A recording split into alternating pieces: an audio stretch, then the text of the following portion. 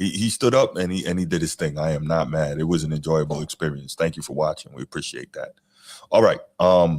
Let's go ahead and let's get to these quick hits, man. Let's get to these quick hits. First quick hit I'm gonna give, and sorry, Transformer, got to do this, man. It's gonna be quick though. Is Caleb Williams really starting to live up to his billing as what they thought that he was going to be? You did not watch that game. Okay. You did not watch the game. Got it. Yeah. I watched Caleb Williams did not have an awesome performance to be worthy of a quick hit. That's not really.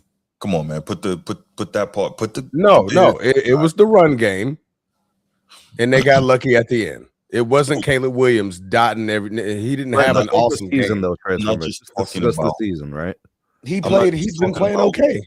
Right. I'm not just talking about this game, right? So this is the 6th time this season that the Bears have won a game that they trailed in the final 2 minutes. You have to have that guy under center to be able to do those things.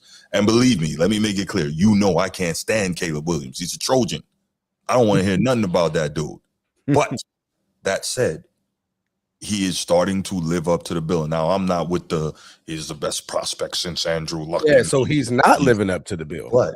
But no, what I'm saying is you are seeing why he was taken #1 overall. He's showing, he's showing a lot of the things that a lot of people thought he had. And it was serious that night. And that last play, you can't say he got lucky. That was one of the best throws I've seen maybe all year. Yeah, he caught a weak secondary. Caught him deep, yeah. What are your thoughts, man?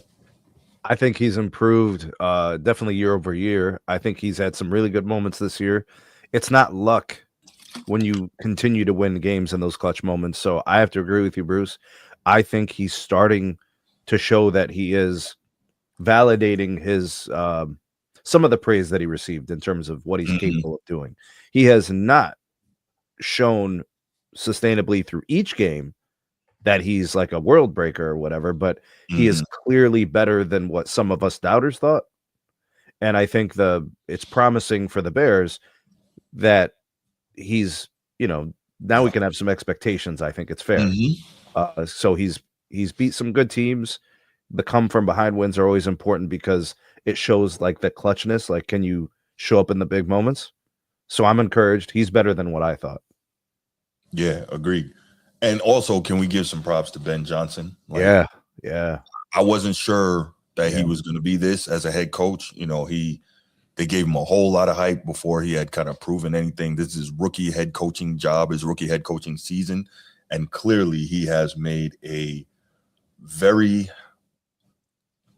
large impact on this Bears offense and this Bears team as a whole. Let's be real. Nobody expected 11-4 and looking like for the first time in a while they're going to win this division.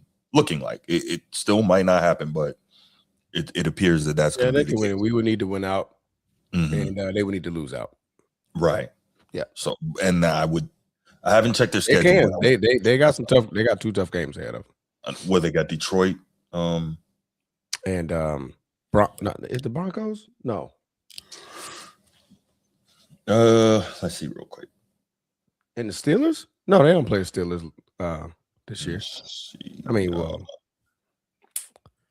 okay, so San Fran. I think it's San Fran. San Francisco and Detroit. Those are not easy.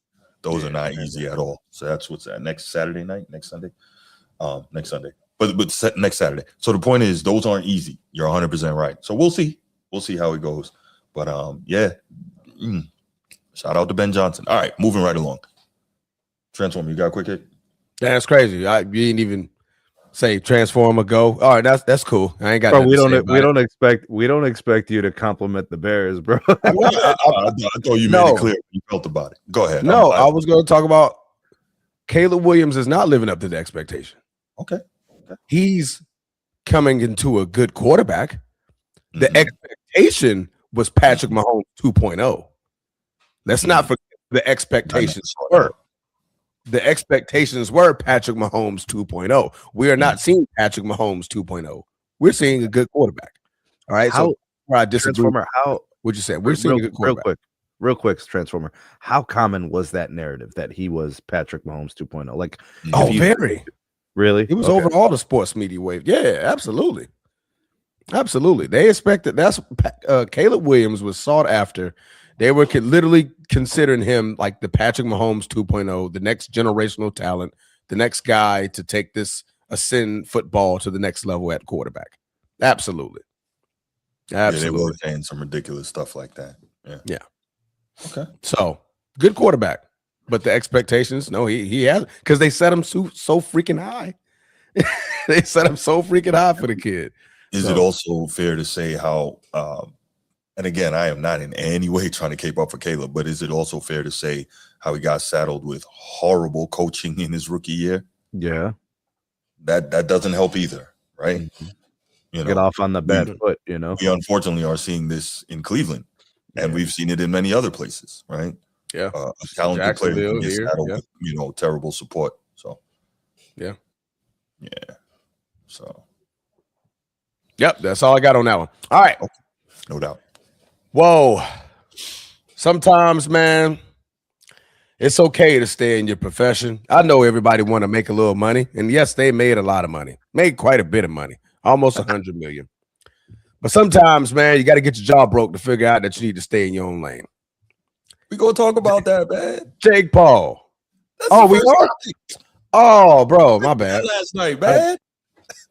My bad. That's all right. Transformer, hit us with the primer. It's all good. Yeah, I just hit you with the primer. That's it. We roll right into it.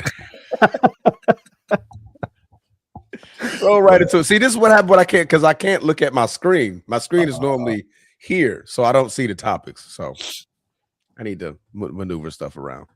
Mm-hmm. This is BS. I don't know why this monitor ain't turning on. It's really starting to aggravate the shit out of me. I don't know what it is. Hey, babe. It's okay. Come here. I'm gonna need you to find the plug to the pause. Everybody, y'all get proceed. Life involved, bro. Right. Sneed, go ahead, man. What do you have on Quick Hit? All right, real quick, just to go over some of the NBA things that are happening this year. The LA Clippers are hot garbage. That is a trash team, bro. That is horrible. They're bums, bro. Man. Straight up. They got 7 wins this year in the first 28 games of the season. That is terrible underachievement. Then you have teams like the Suns, and I'm talking out west, who I think are overachieving. They're playing great basketball given the expectation. They're 15-13. This team was projected to be one of the worst. So I think they're overachieving. So it's like two opposite directions. I think the top of the West is pretty clear on who's who. But and then in terms of the Eastern Conference, the Pistons look great. It looks like it's a crash course, collision course between the Pistons and the Knicks in the Eastern Conference Finals. The Celtics, in my opinion, have started to play some good basketball. I want to give them their props. Raptors have been a nice story this year. They're 17-12, bro. Okay. And the Cavs are garbage. The Cleveland Cavaliers are in the second apron of the tax burden. They're horrible given their salary cap. I don't know who's a bigger disappointment, the Bucks or the Cavs in the East. Terrible, bro. Garbage. So I'm just following those narratives for now. That's kind of how I see the NBA. Very, very exciting to see where the Pistons are. I like their chances to compete in the playoffs this year. It looks sustainable. They're a tough team, bro. Cade's in, bro. Yeah, Cade is a bad man. I like him a lot.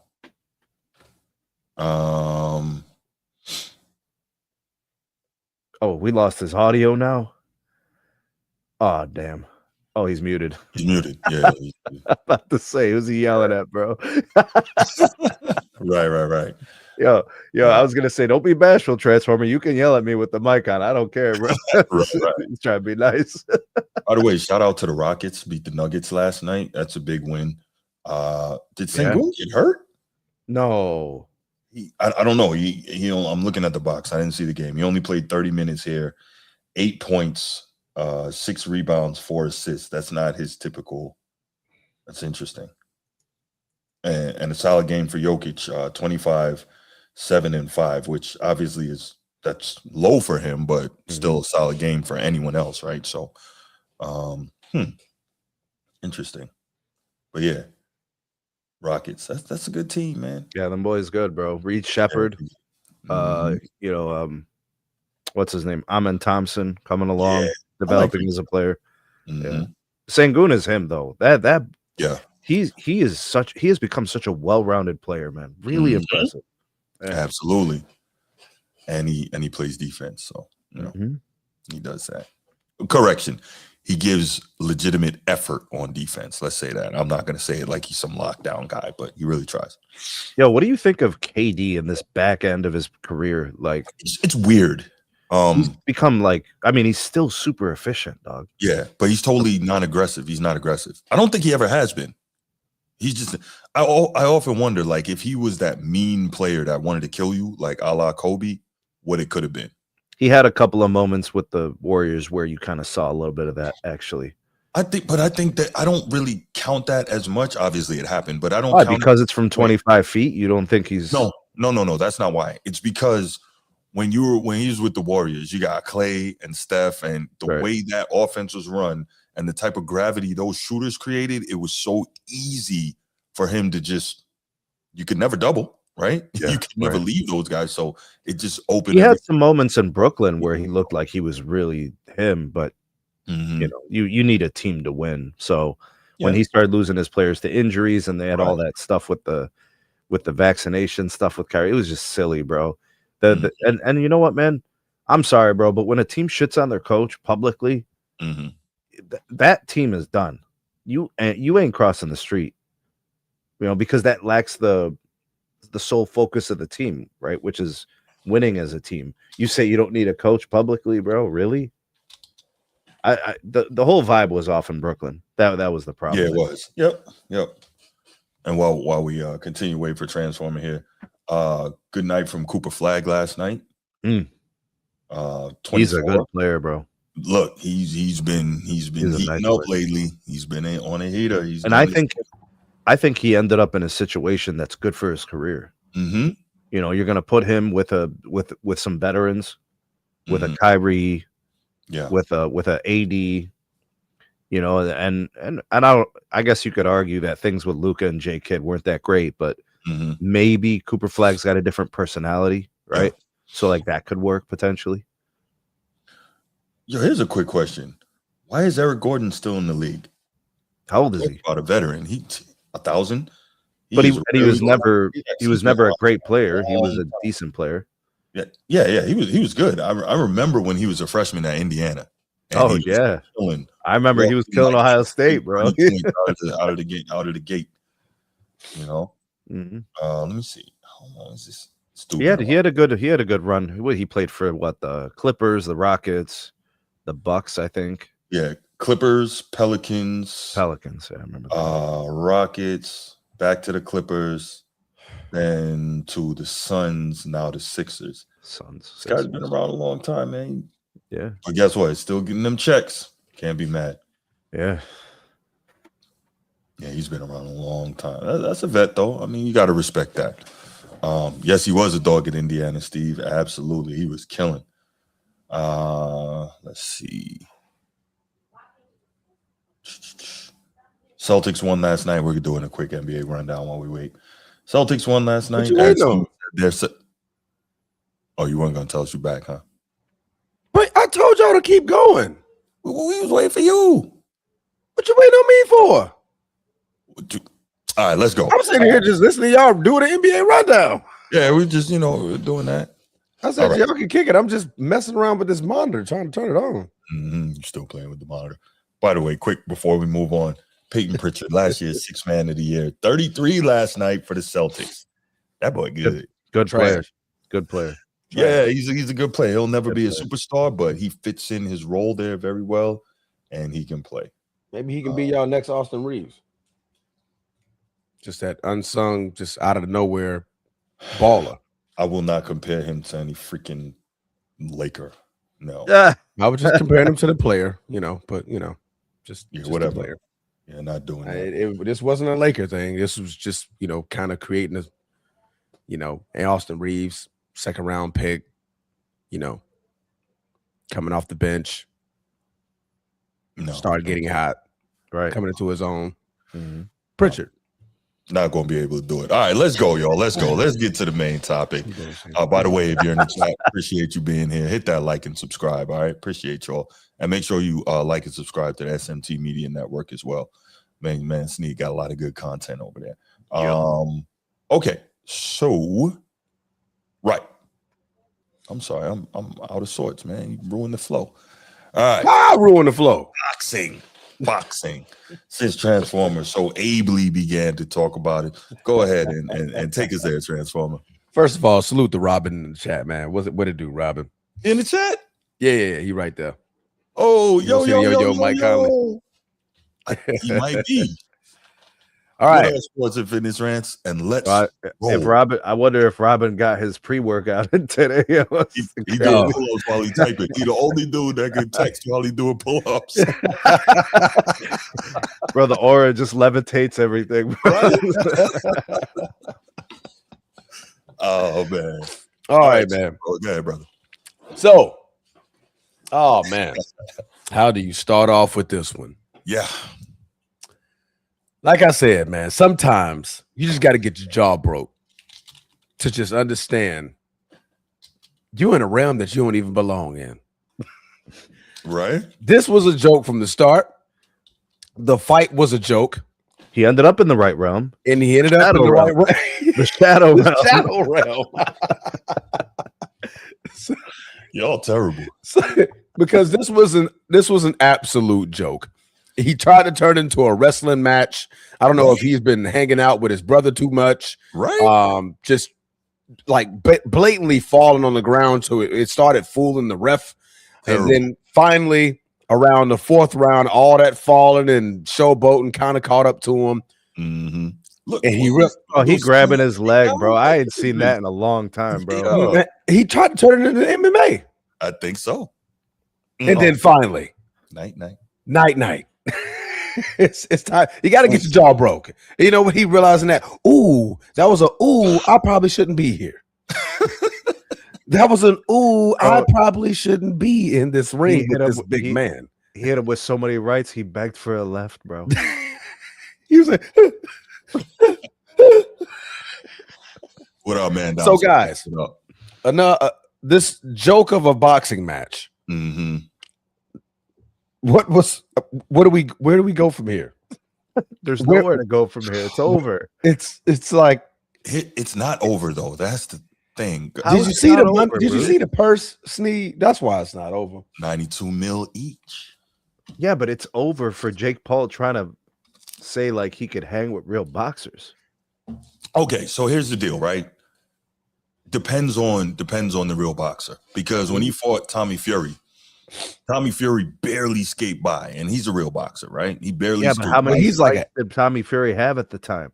Yeah, Tommy Fury wasn't a true professional like that. Yeah, he was. Yeah, like 3, 4 fight. He's not like a big fighter. I'm talking about like he went up against a legitimate champion. Okay, that's different. If he's retired. Yeah, he went up against a champion and real power.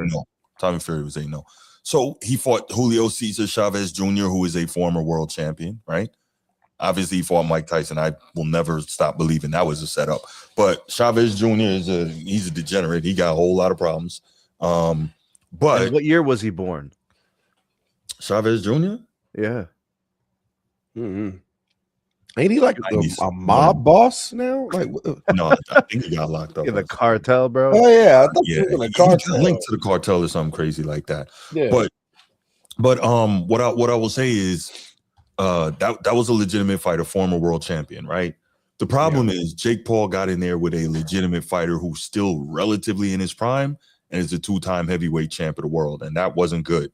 And he tried to get on his bike and he tried to move early in the fight. And I'm like, is this what this is going to be? And he actually landed it. He landed a couple shots.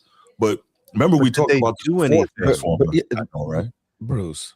Did they do anything? The man was playing cat and mouse the entirety of the fight. He caught him with like one little shot. Like Joshua walked through it. Like, dude, yeah, for sure.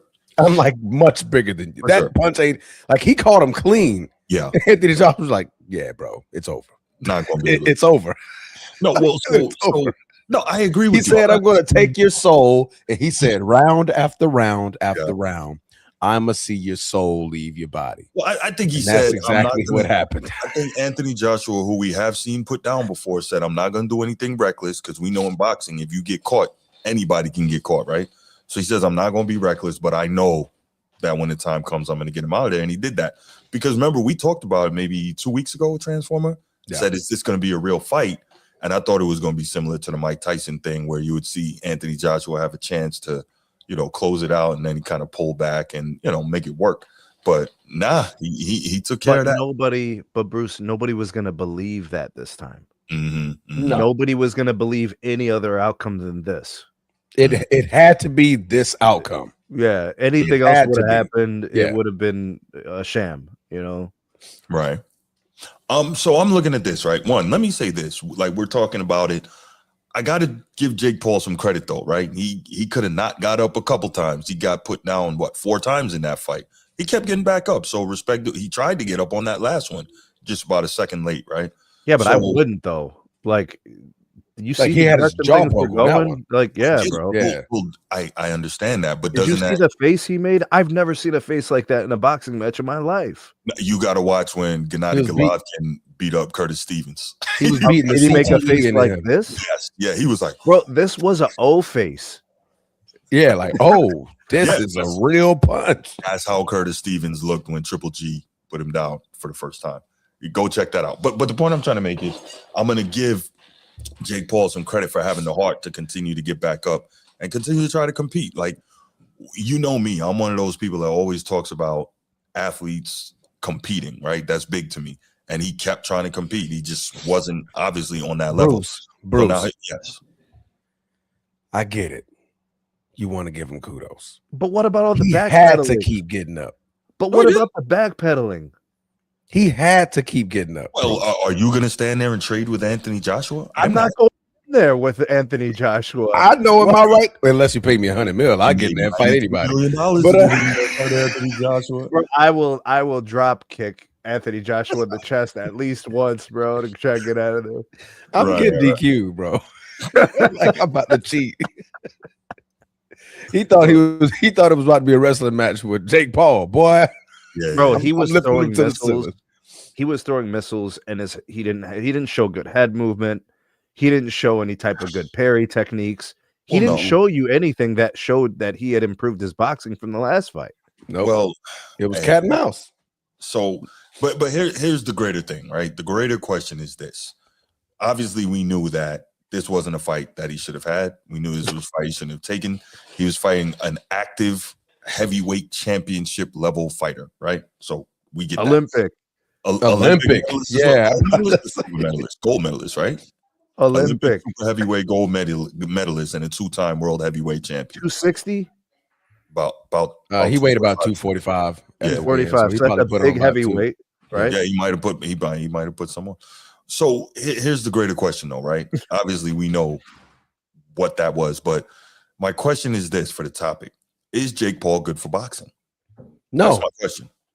No. I thought we were trying to get legitimacy back into the sport.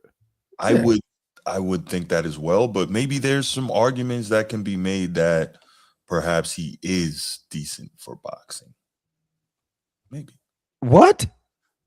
What's decent about this? I'm about to tell you, right? Listen, you know me. When it comes to the sports, I'm a purist. I'm about competition. Are you looking at it from a audience perspective? Now we're starting to move in that direction when we say better, when we say possibly good for boxing, right? So we know that part of the thing that was hurting boxing in terms of its mainstream popularity, because, well, you might not be old enough, Transform, but Sneed and I think are old enough to remember when we could watch boxing on Saturday afternoons on ABC Wide World of Sports, like legitimate fights, not not corny fights, like great fights. And when it went to the pay-per-view method, which, all due respect to the fighters getting as much as they should for the physical danger they put themselves in, when it went to the pay-per-view method, that priced out a lot of regular people, right? Yeah. And so even though there's more money being generated because of that, it hurt the popularity of the sport, because the best fights weren't as easily accessible to everyone. Paywall. They created a paywall. Correct. So now you have, for instance, Jake Paul, he's doing all these fights, and you're not necessarily, well, I guess DAZN is technically a streamer. I think you could pay like $10 or $12 a month for DAZN and you get all the pay-per-views free and all that, which is kind of cool. But Jake Paul now with his deal and he's doing these fights on Netflix, that makes it more available for a lot more people, right? Apparently way more because of him as an influencer and now quote unquote celebrity boxer. Now you have way more Gen Z and Gen Alpha people watching boxing and MMA, kind of getting into it. And that is bringing a lot of younger eyes into the sport, which could be a good thing for the sport, right? I understand when you talk about the in the ring stuff, but that could be a good thing for the sport in terms of bringing more people. It's getting a lot of fighters, a lot of money. So you got that. Like where else was Mike Tyson going to get $20 million for a boxing match at this age, right? He might get that fight in Floyd in this, whatever this is coming up next year, but I think it's in March. But for the most part, he's not getting that. Who's doing that, right? So you see these type of things. He has record-breaking gates, right? He has the record for largest boxing gate in U.S. history outside of Las Vegas, and that was Jake Paul versus Mike Tyson in Texas.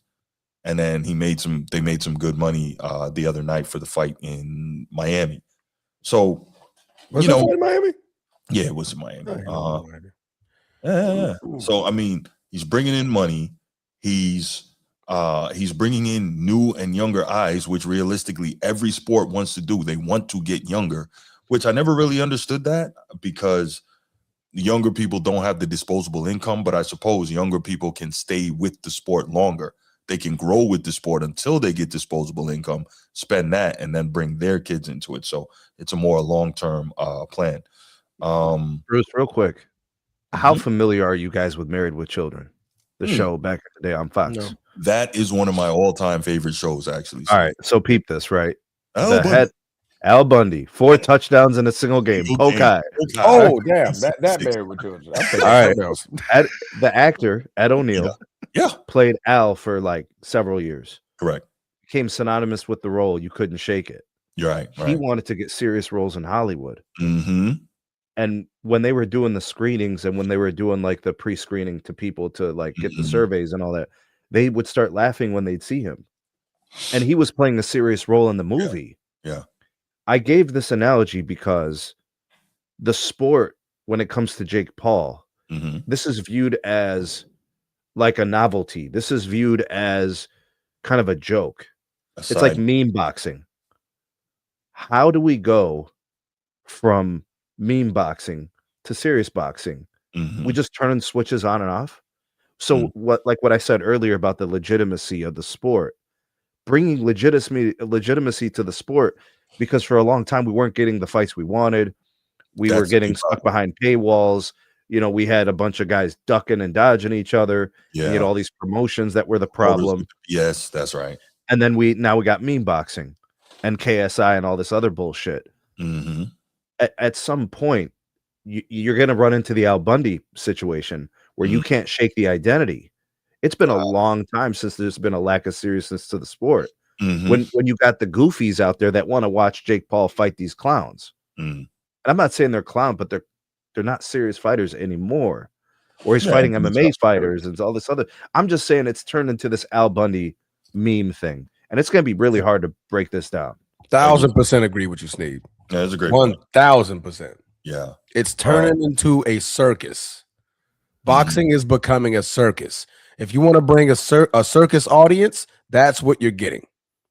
You're getting a bunch of individuals because nobody's really watching the undercards, right? Nobody really rarely watches the undercards. Like this newer generation, I mean. Us, we do, right? Because there's a lot of great fights They're scrolling TikTok. Yeah. The whole undercard. The whole undercard. They're scrolling social media, blah, blah, blah, blah, blah. They came to see Jake. They came to see his brother. They came to see Anthony Joshua. That's what they're getting. And that fight was a circus. It was literally a circus. The fight before that was more of a fight than it was that fight.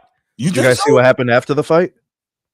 What happened after the fight? Or at the event? There was I don't know, bro. There's like this YouTube kid. He got his whole security team. He got all his people. They're recording. You could tell. Yeah. This was all staged, bro. I could see it. Andre Arlovski, for those of you guys that don't follow MMA, is the winningest heavyweight fighter of all time. Yeah. Multi-time champion. Legend. Like Hall of he goes Famer. into a room, bodies are going to be flying, bro. He could clear out a room today. Like it's like that. Bro, they got this whole staged event where like the YouTuber, bumps into Andre Arlovski and he starts throwing these fake haymakers. He kicks one of the kids on the ground. The security guard pretends to hit him and then runs away. Bro, Wow. go back and watch it. These events are literally meme events. It's all staged. It's all fake. It's opportunities for them to create these fake clips. And I'm telling, bro, it is a joke. You think Jake? Do you think that not Jake Paul, his opponent? How did I forget the name already? Anthony Joshua. Thank you. Wow. Do you think Anthony Joshua took that as a fake staged event? No, he was throwing all flames, bro. Those were missiles.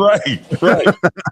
Okay, just checking. Those were missiles. But I'm talking about the whole event, bro. There were probably some people in the the undercard that were like, I can't wait to get extra views, get seen. Maybe I can get a finish, and then I'm highly sought after for another one. Bro, I'm telling you, this stuff is, you get like 2% real. 98% of it is all just deep fake and staged and bullshit. Okay. Transformer, you see what I'm talking about? Yeah. I didn't catch that. Bro, Andre Arlovski, if he catches anyone, just clip a chin, bro. Watch the Shadow Realm. It's like he's just like he's barely missing them. Like he's extended. Yeah. Come on, man. You see that little kick at the ground too? You see that little thing? So you guys' consensus is that Jake Paul is bad for boxing. Yeah, Al Bundy. You're bringing in the audience part. Like you're right to a point, right? It's getting an audience, but an audience for circus activity. I think I agree with you guys. I was just trying to present some of the other side, right? But shout out to the fine Elisa Baumgartner. She champion. And I think another problem though, guys, is that she when it comes to boxing, I'll watch that circus. Sneed mentioned promoters getting in the way of one another and keeping these mega fights from happening when we want to see them in many cases, right? You got that. And then you got the mentality of everybody wants to stay with the O, right? Floyd Mayweather mentality, instead of just making the best fights and make the best man win. Boxing and entertainment. Absolutely. I get it. But you know what, Steve? We live in a world where entertainment and content is king, right? Correct. So while I agree with you, how can we do that? Because the end goal is trying to make money. The guy who did it best was probably Ali. In terms of entertainment and actual legitimacy to boxing. For sure. A lot of people have tried and it's just not the same. No, I get it. Yeah. I think the other problem here is that we have situations where, as I was saying, you get the promoters in the way. Sometimes you get the fighters in the way, not making the fights when they're supposed to. Everybody wants to keep the O, so on and so forth. But then you have the problem where, okay, besides a Jake Paul, who I'm going to loosely call a fighter, right? Who are the fighters that have the real crossover appeal outside of boxing purists today? Who has that? Floyd is gone. He's no longer there. Everybody knew who Floyd was. Respect to. I'm not the biggest Floyd fan. His skills were incredible, no doubt. But outside of him, like what other fighters? Maybe Canelo, but his fandom is more so among a certain demographic of America, right? Mexican Americans and Mexicans, and more so in Mexico, less so among, the rank and file American. Terrence Crawford may have had that, but he just now in his last couple of fights got the huge fights to finally put him up there. And now he allegedly is retired. So who is the guy? Like we had Sugar Ray Leonard, like you had, to your point, Sneed, Muhammad Ali, like we had Mike Tyson. These guys were cultural icons outside of the ring, and then Floyd. So like who is that person now? That's part of what's hurting boxing. And so even though I agree with you guys about the circus and all of that, and you guys know me, I'm a purist when it comes to competition in sports, who is going to bring the eyes to the sport of boxing? Because unfortunately, it is for purists. Any ideas? Not one, because they all ducking each other. They're all still ducking each other. I think promoters have a lot to do with that, but yeah. Yeah, and so many freaking that's why I like the UFC. Mhm. Dana White he states, okay, you're going to fight him. Yeah, but Like, nobody's this is bigger it. than the sport transformer. Right. And because the UFC has one governing body, right? Exactly. One promoter. That's what boxing needs. Yeah, It's that gonna be hard. be ready. You're gonna tell millionaires and billionaires to get out the way and stop being millionaires and billionaires. But that's the solution. I'm not saying how it needs to be done, Right. but that's the only way it can be done. Yeah. The structure of the promotions is the trouble. They're not operating in the best interest of the sport. Mhm. They're operating in the best interest of, the fighters' aura, the fighters' popularity, the fighters' personal interests, like trying to stay undefeated, like with Mayweather, like all that stuff was bad for the sport, actually. Yeah. But Floyd would say, "Yo, who cares? I'm retired. I'm near a billionaire. I have all my faculties. I'm living life. Anywhere I go, I got a stack of bread, literally, like as thick as a loaf. Who gonna tell me something?" That's probably how Floyd is looking at this thing. The man's name is Money Mayweather. I mean, yeah, the money team. That man is all about the dollar. Sure. If it ain't about the money, Larry. No, that's a terrible analogy, but we'll get there. No, so that was my thought, man. I just wanted to get you guys' feeling on whether or not Jake Paul was good for boxing, especially in the wake of the fight that we just had. Because I know a lot of people, myself included, wanted to see that dude get his block knocked off. and we knew it had to be done.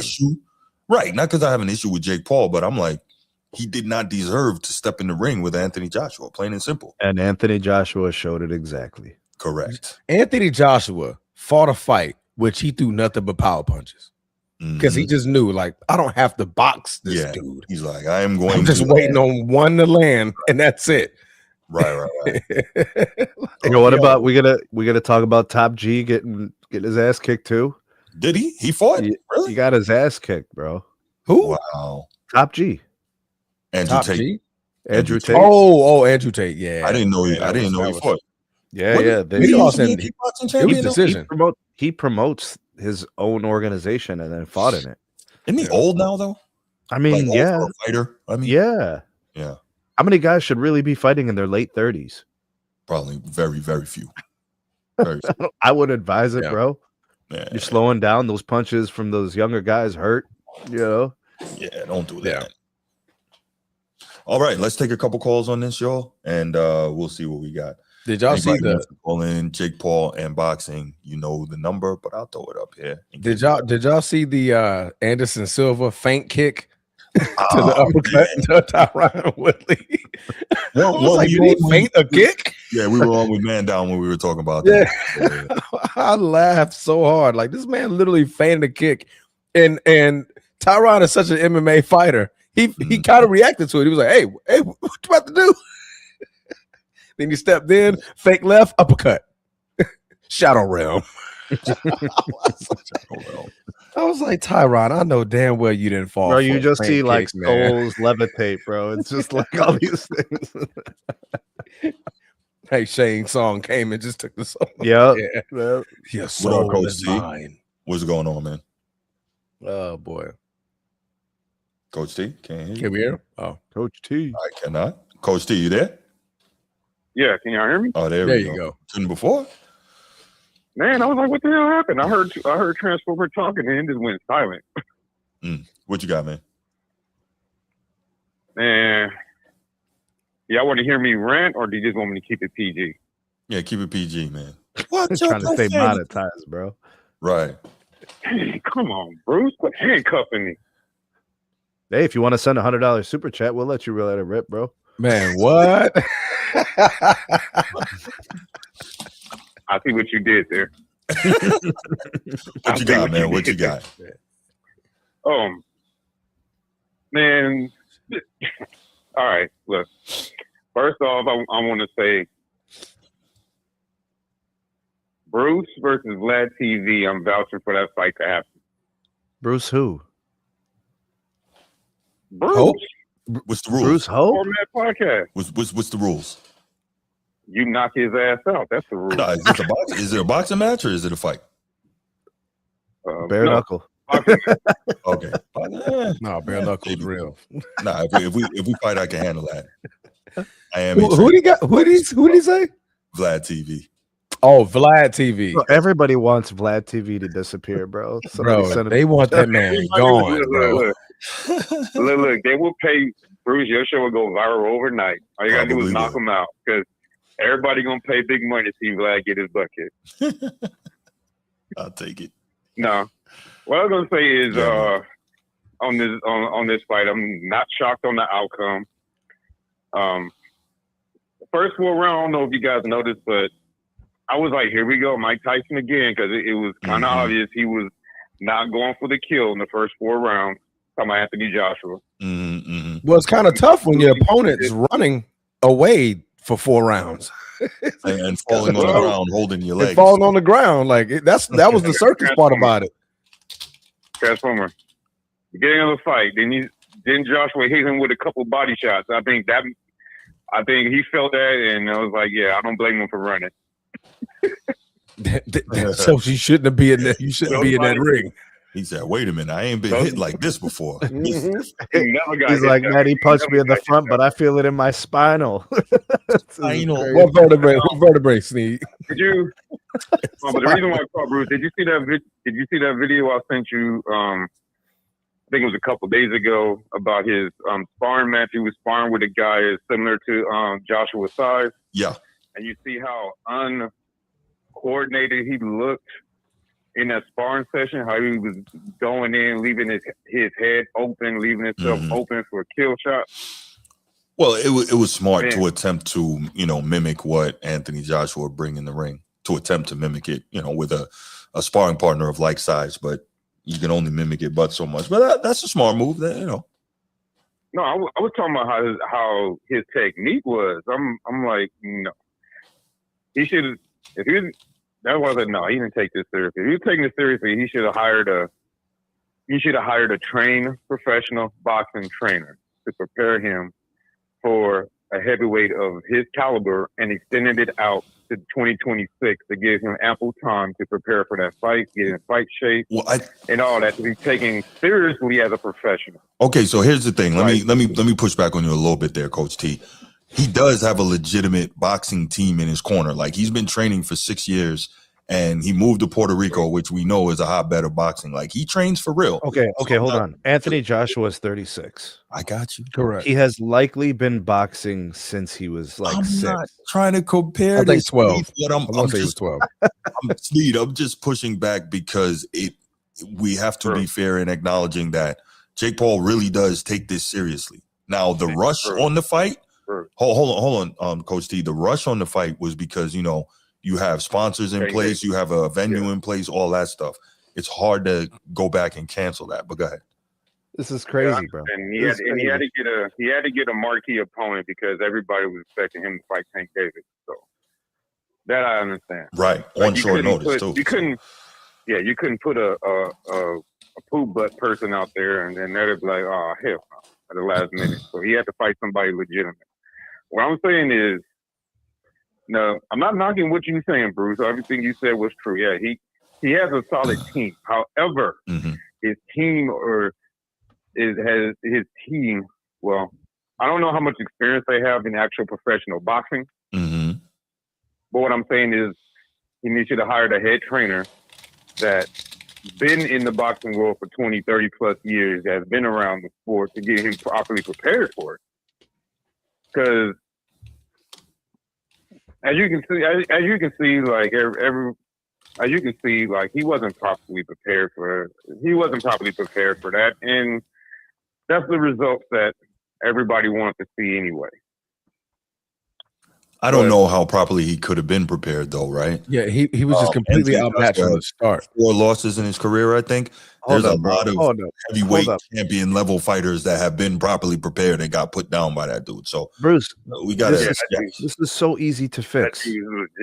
When they're choosing the opponents, they need to look at the experience. Forget age, right? Forget promotion, right? Forget like platforms. How many professional fights? How much training have these guys done? He should be fighting people like him. If he's been training for 6 years or professionally fighting for 3 years, he should be 6 years. fighting those guys like that. I agree. How's that hard? I'm not disagreeing with any of it. I'm just responding to what Coach T is saying. I'm not. Yeah, but no. What I'm acting saying, like I'm I'm not. here No. to Jake This has Paul nothing to do with is you. This has to do with the way that they're setting up these fights. Like Jake Paul is going about this the wrong way. Whoever the promoting, the people that he's advising him, how are we not doing this the right way? because time is limited. As to your point, he started fighting professionally, quote unquote, late in life, right? For a fighter, so time is limited. And there's also the financial aspect of it. They're in this to make money, right? Yeah. So you got to get the biggest names possible that are willing to fight this guy. And by the way, his trainer is Theo Chambers, who is he came out of the Kronk gym under Emmanuel Stewart. So he has a very legitimate trainer who he's been with for a couple of years now. He's been credited with refining Paul's technical skills and defensive movement during his recent winning streak. So obviously, again, we just got to keep it a buck. Like that was also Anthony Joshua, former heavyweight champion of the world. He's going to make a lot of guys look really bad. Yeah. Because the one thing he's trying not to get hit by him. The fight should have been the two Paul brothers versus Anthony Joshua at the same time. Yeah, but then Logan Paul would try to climb up on the top rope and that's jump what I'm off. saying. Flying drop kick. It would have been crazy, bro. That would have made more sense. Right. Hit him with the Hadouken uppercut, bro, from the middle of the ring, bro. Facts. Hadouken. All right. I'm gonna land my plane and I'm gonna let Steve call in and give his rant. All right. Like me and Steve talked about it this morning. Like, I think more than likely this the problem with the Jake Paul is you're in celebrity fighting entertainment and but you're putting the boxing tag on it, which is pissing off the traditional boxing world, which got them in the peer pressure of stepping in the ring with legitimate fighters to begin with. Now, you need to take a page from Vince McMahon. Like, he was smart enough to separate his company from combat sports. So he was able to thrive in his environment and do his own thing without the pressure of comparing it to combat sports, even though I know combat sports wasn't huge back then, but it was still around. Sports entertainment. I think Jake Paul should have pushed his product that way. I think he would not have been as much as, but I think he likes being hated because, heat is heat. So, but this is my opinion. I could be wrong, but it's just my opinion.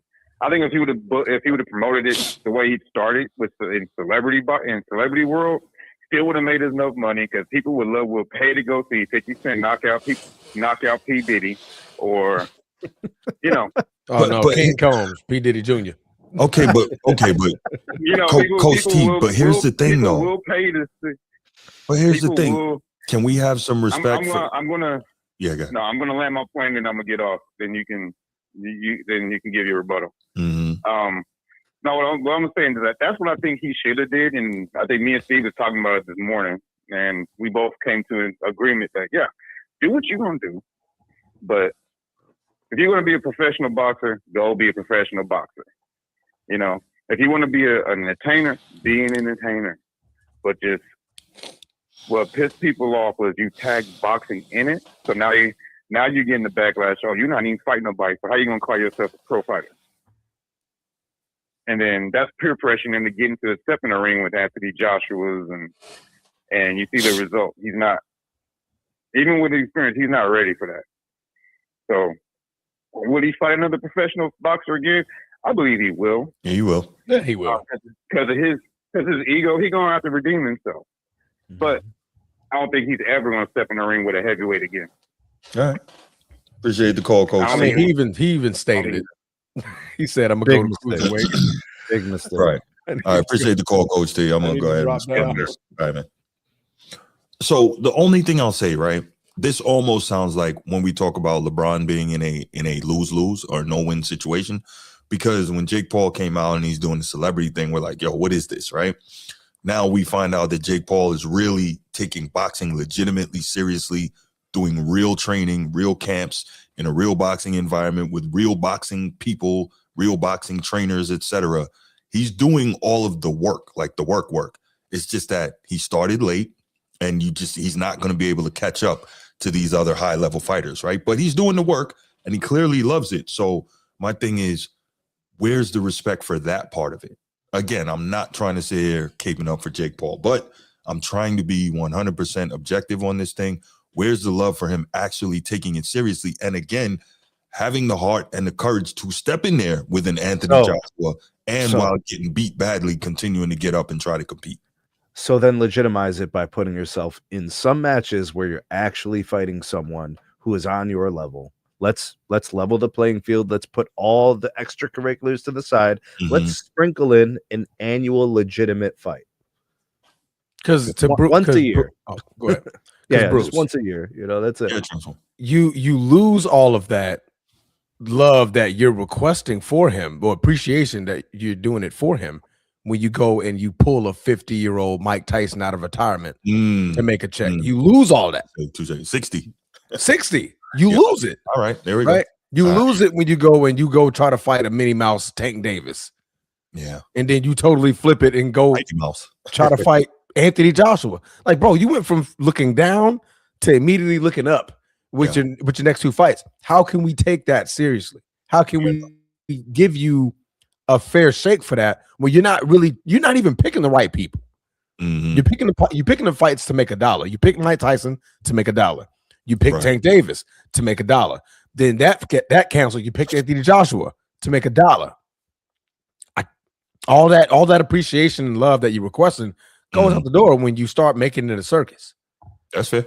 You know what I mean? He came in with the Hulk Hogan promotion and stuff like that, and what I'm gonna do, brother, and blah blah blah blah blah. Then comes out to the Hulkamania song. Like, come on, man. It's okay, but all right, and I got you, and you're 100% right on that point. But like, what's wrong with him coming out with the Hulk Hogan thing besides what we know about Hulk Hogan now? But we've always had exciting ring walks, and more so now than ever. I mean, remember all the stuff Prince Nassim used to do when he was no. I'm talking before the fight, not that night of the fight. He was doing all that before the fight, in the interviews and stuff like that. I'm like bro, what is he doing? I get it. Yeah, when you know you're about to get physically destroyed. What Anthony Joshua say? When you got to look and stand in the face and you're looking up, and I look like a Greek god to you, that's when you know you messed up. Is that what he told him? That's after the fight. He's like, I know I look like a Greek god standing in front of you because you're looking up. It's like you see a big black man chiseled up, like, I'm much bigger than you, bro. You guys want to hear something crazy? What's that? When Mike Tyson was born, the year he was born, top songs included Eleanor Rigby by the Beatles. Damn. The Beach Boys, Good Vibrations. Good Vibrations. That's great. The Mamas and the Papas, California Dreamin'. Wow. Okay. And then when Jake Paul was born, 1967 or something like that. Yeah. And when Jake Paul was born, the number one songs were Something About the Way You Look Tonight, I'll Be Missing You by Diddy and them, Unbreak My Heart by Tony Braxton. Unbreak my heart. Spice Girls Wannabe was a hit. Ooh, Wannabe. Hey. I'm just saying, bro. Levels of separation, bro. Spice Girls was lit, man. Yes, sir. All right, let's go ahead. Let's get to this next topic before Sneed has to get out of here. Okay. All right, guys. Still early in the season. We're prior to the All-Star break, but one of the key topics that we love talking about when it comes to the NBA every year is what? The MVP race, right? And it looks like we are on pace for what could arguably be the closest MVP race of all time here. And excuse me, this one is kind of crazy because the stuff that we're seeing here is on a historical level. Obviously, you gotta it's historical in terms of we haven't seen a lot of what we're seeing with the production from the two players in the thumb, SGA and Joker, but that doesn't mean that you shouldn't look at it with context. I'm not going to get into the context now before I get accused of being an old head hater, blah, blah, blah, but whatever. I'll just say we do need to look at those things with context. That said, what these guys are doing is incredible. And what brought this to my attention in terms of making this a topic today, I was listening to the Hoops Collective podcast the other day, and I had Brian Windhorst, Tim Bontemps, and Dave McMenamin, I think. And all these guys are, NBA national basketball writers for ESPN. And so I think it was Tim Bontemps. Every year, apparently, he does multiple straw polls for the NBA and MVP, the NBA MVP, prior to the award actually be giving out. And so, he talks to a lot of the voters and whatnot to kind of see where the wind is blowing on the MVP race at that point in the season. So what's interesting, I wanted to point this out. I didn't know that international basketball media gets NBA MVP votes now. I had no idea. So let's just take this into account, because we keep hearing about how the international players are dominating the league, so on and so forth. Now you're kind of getting, okay, wait a minute. You got more you have international voters, so that's playing a role. And that's not to say the international players who are winning MVPs aren't great and haven't been great, but that's another piece of the pie that we might need to, pay attention to when, some people make arguments about, oh, this guy's got this many MVPs, that guy got that many MVPs. That could be playing a role. So before I get into the sound that we have from the podcast, let's start with you this time, Transformer. I think, before I do it, can we agree that the front runners are SGA and JOKIC for the MVP? Without a question. Okay, cool. Yeah. Cool. Good. Glad we agree on that. We don't agree on a lot, but glad we agree on that. So with that said, man, where are you if you had to cast your vote today, where would it go between these two? Because they're both doing amazing things. SGA. Because now not only is he, playing both sides of the ball, we both love that. I mean, he's scoring at a high clip, but it's also the pace at which they're winning. The pace at which they're winning. I mean, we gave Steph Curry the unanimous MVP vote because of this, right? So, I mean, if they continue down this path of just recklessly, abandonedly destroying teams in their way, then that's going to be more kudos to him, because the narrative will be there, right? And then of course the defensive lovers are just going to golf all over the fact that they're top in defensive rating, period, right? They love defense. Well, you should love defense. Jokic, I mean, what he's doing, again, triple double as a center, it's Westbrook watered that down so bad. That's a great point. That it's just like, okay, it doesn't hold the same value as it once did. When Westbrook first did, we're like, okay, right? Then the repetitiveness of it, and then we saw how he was doing it. It was like, okay, now the value of the triple double is getting watered down. Now, granted, I mean, I still show Jokic, the proper respect for it, because he's a center doing it, right? Yes. A point center, a point center that's doing it. So, but yeah, man, I just think the narrative with OKC winning at a very high clip, how they're destroying opponents, the defensive rating. He's gonna finish he's probably gonna finish both first team All NBA and first team All Defense. Okay, that's your MVP. If Jokic is only getting first team All NBA and not first team All Defense, then obviously Shea should be your MVP. Well, defense is not important, Transformer, but this is what I was told. But anyway, go ahead, bro. Sneak. I'm not dealing with you. What did I do? What did I do? Oh, you know what? I'm sorry. Jokic gets steals, so he plays defense. There you go. This is what I was told. I'm just, Go ahead, Sneak. Jesus Christ.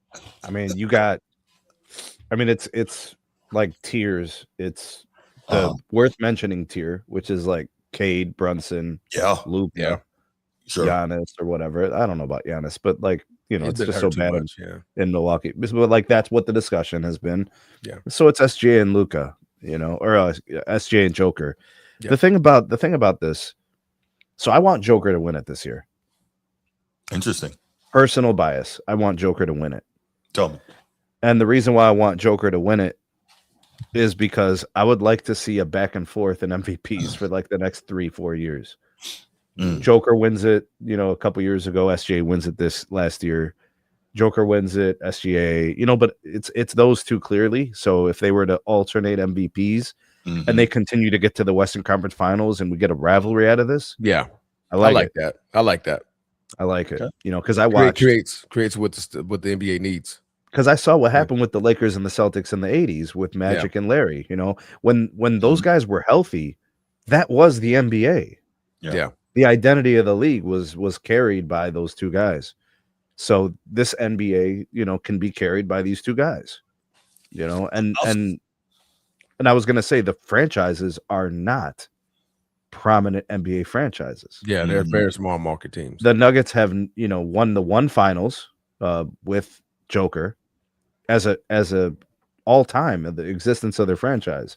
Yeah. And the Oklahoma City Thunder, even with a star-studded 2010s, they never won it, and then they win it with SGA, and they're constructed to continue to win. It's a nice setup. Yeah, it's a nice, and it's both in the Western Conference, right? So you've got Western Conference gatekeeping, so the winner goes to the finals, essentially. I think it's good. Okay.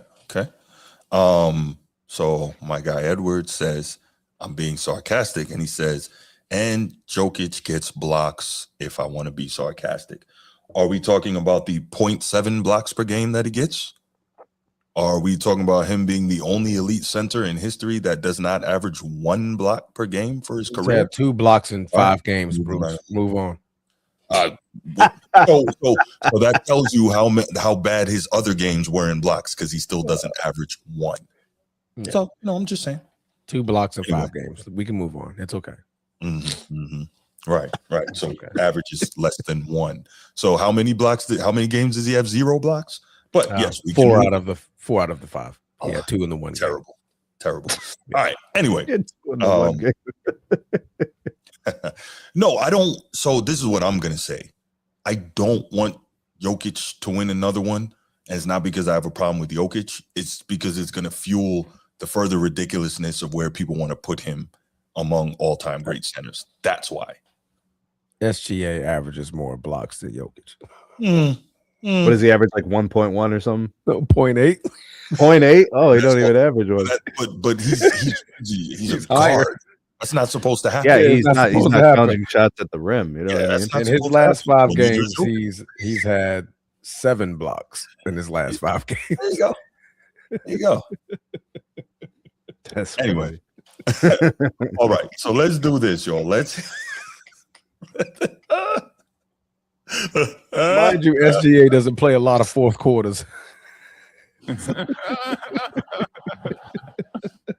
Jokic is just a fun guy. I'm just a fun guy. He's a fun guy. You got to get to know me. Shout out to Alexander in the live chat. I've never heard anybody say that Joker's a better defender than SGA. Bro, that is news to me. I've never, dog. I'm gonna go back and watch some of the recent. Maybe it's this season, but I've been watching. I don't see that. Yeah, the thing is Joker can play defense. He clearly is choosing not to defend shots at the rim. That's worse for me. That's worse. No, I understand, but I'm just saying, so I can't deny the fact that the lack of effort or tenacity to defend the rim, the protector role, he doesn't embrace it. So it's disappointing. Well, like SGA is a point of attack defender. Yes. And like they're going through him to try to get their shots, Right. It's not just the shot blocking. I'm hypercritical of that because of, all the great bigs before him did that. And, that's just kind of one of those things. But it's not just that. Like, how often do you legitimately see him man up on other quality bigs? Not that there are that many, but you don't really see it. Well, some of the so when I look at Bruce, when I look at like what a big has to do in this NBA in terms of defense, the lateral movement is the most important thing. These high screens that are up top at the where the offense kind of starts, it's a challenge for a lumbering heavy, a guy who's slow with limited lateral movement. It's very easy for them to get cooked. So I look at a guy like Bam Adebayo Watch him play pick and roll defense. It's beautiful, bro. Okay. And you look at a guy like Wemby and then a guy like Mobley, they compensate by being able to block a shot because of wingspan, right? It's the recovery. Yeah. So Joker doesn't really have that type of defense where he can recover.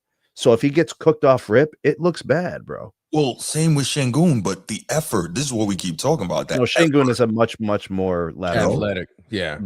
He moves much better. I don't think it's much more. Than Joker? No, I don't think it's much more. No. What? Do you not see Şengün sprint?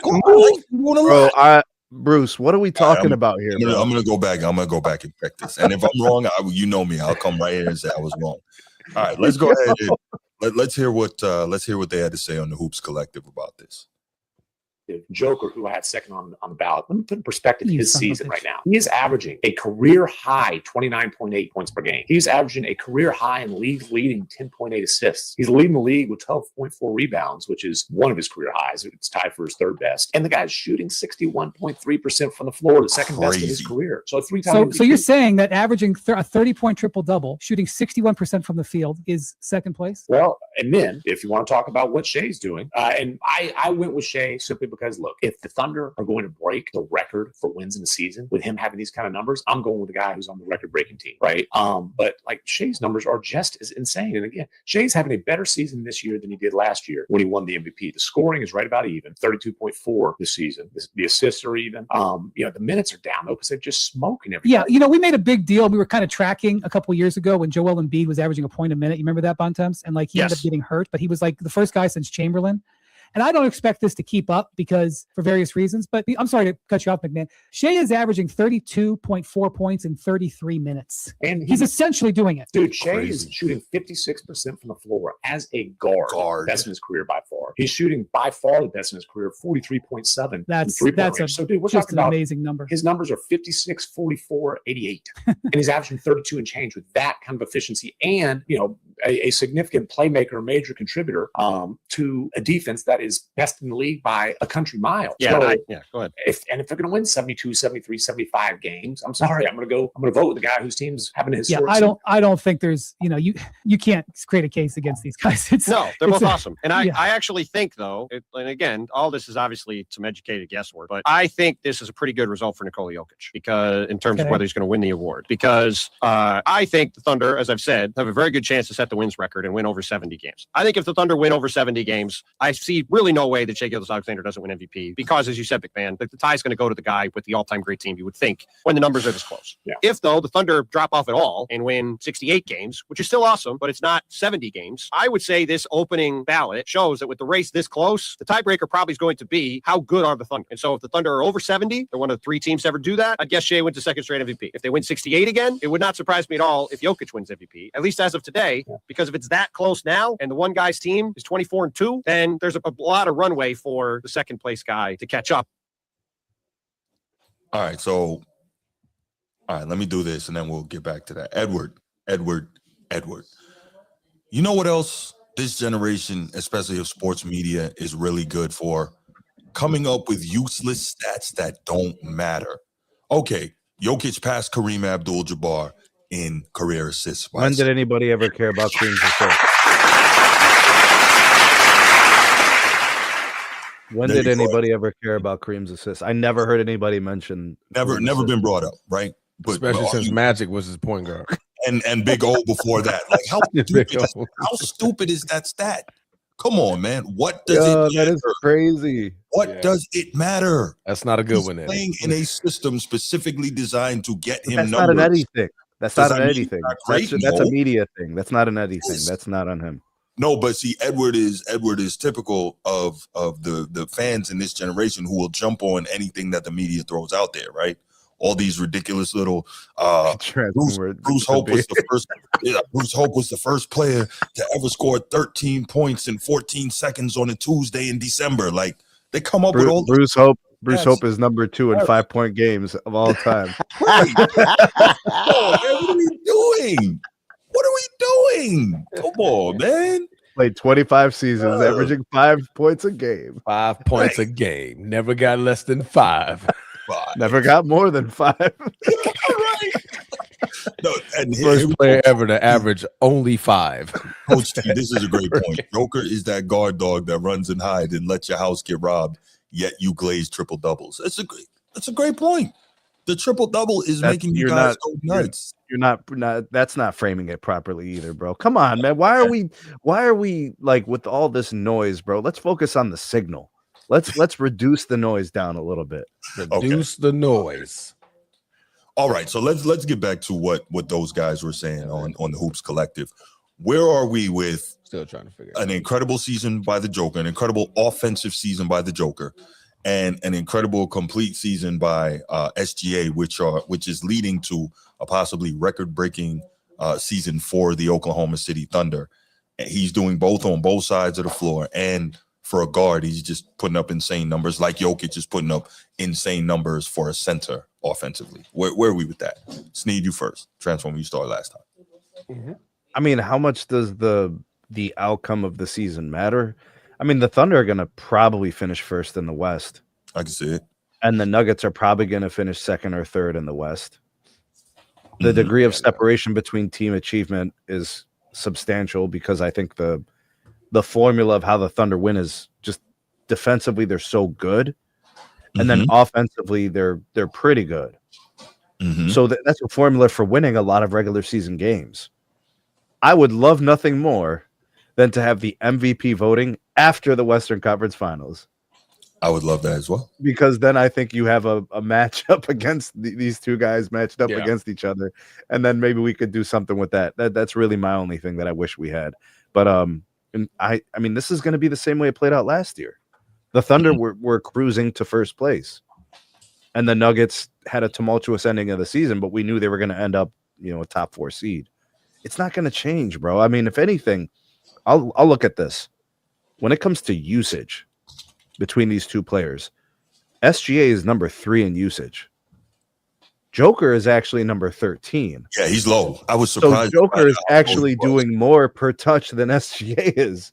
That's a great point. What I think, so, like, you want to talk about efficiency, like that entire side of the ball for Joker, he's just a unique player, right? In terms of knowing where to distribute, when, the timing, how to get his teammates involved, and how to do, scoring on his own. And I know the box plus minus whatever that stat is, it's like Joker, it's like astronomical. I'm not here to disrespect SGA, but Joker continues to have better seasons. And last year was great, and he didn't get the MVP, and he's having a better season this year. And SGA might have a better year this year than last year too. I don't know. I was about to say we could argue that as well. Yeah, I wish these guys could play in a series head-to-head before we got the vote. Right, before we get the vote. Okay, Transformer, where are you, man?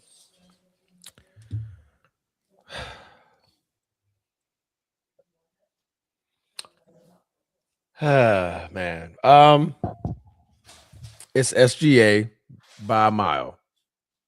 It should be SGA by a mile. Damn. You hear that, Edward? What your brother said SGA by a mile. I want to hear you go at him with the quote unquote. When your team is dominant on both sides of the ball, and you're setting records, and you're doing career highs, that's what I'm looking at. Both sides of the basketball are being dominated with SGA on the floor. They can literally they dominate so good that they take this man out of fourth quarters because the game is out of reach. That's how dominant this team is with SGA, right? The man is like they said, averaging a point per minute at a high clip, 43% from 3, 55% from the field, like 88% from the free throw line. Yeah. He averages more blocks than Jokic.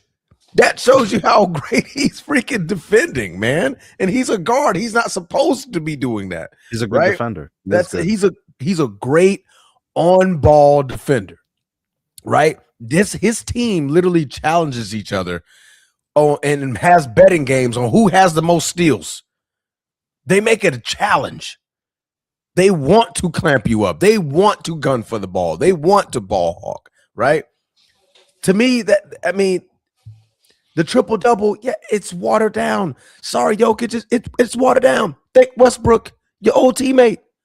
Thank him. Thank him for that. Right. That's not our fault that he watered it down and wanted to make that the highlight to his Hall of Fame career. Bravo, Westbrook, but Jokic, it doesn't weigh as much as it used to. If you would have did this 10 years ago, you would have been, without a doubt MVP. Yeah. Without a doubt. But sadly, that the triple-double has been watered down, and SGA is balling at a different level at a very, very high clip. The man could be first team all defense, first team all NBA, scoring champ. He can't get first team defense, man. It's too hard. The guys there are just crazy good, and they're not asked to do all the offensive things from their team. That's gonna be hard, bro. But he could. He can't even make an All NBA second team, bro. But he could. He's good. It's worthy of mentioning his defense.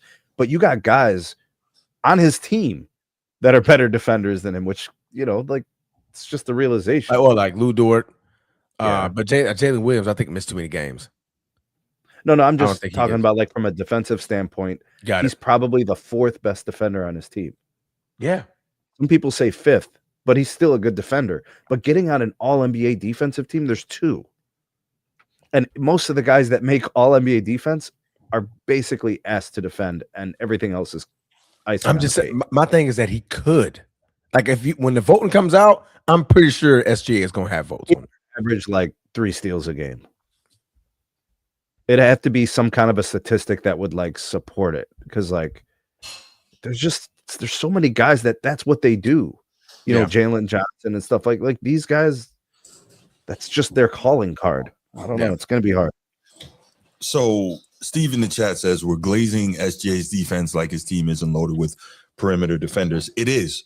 But the fact that his team is loaded with perimeter defenders, wouldn't that make it easier for him to loaf on defense? But he doesn't. It's not about glazing SGA's defense. No one's calling him the glove or prime Michael Jordan or Joe Dumars. Nobody's saying that. What they're saying is you see him playing defense at a high level while still being one of the best offensive players in the game. That's what we're saying, Steve. It's not about glazing his defense.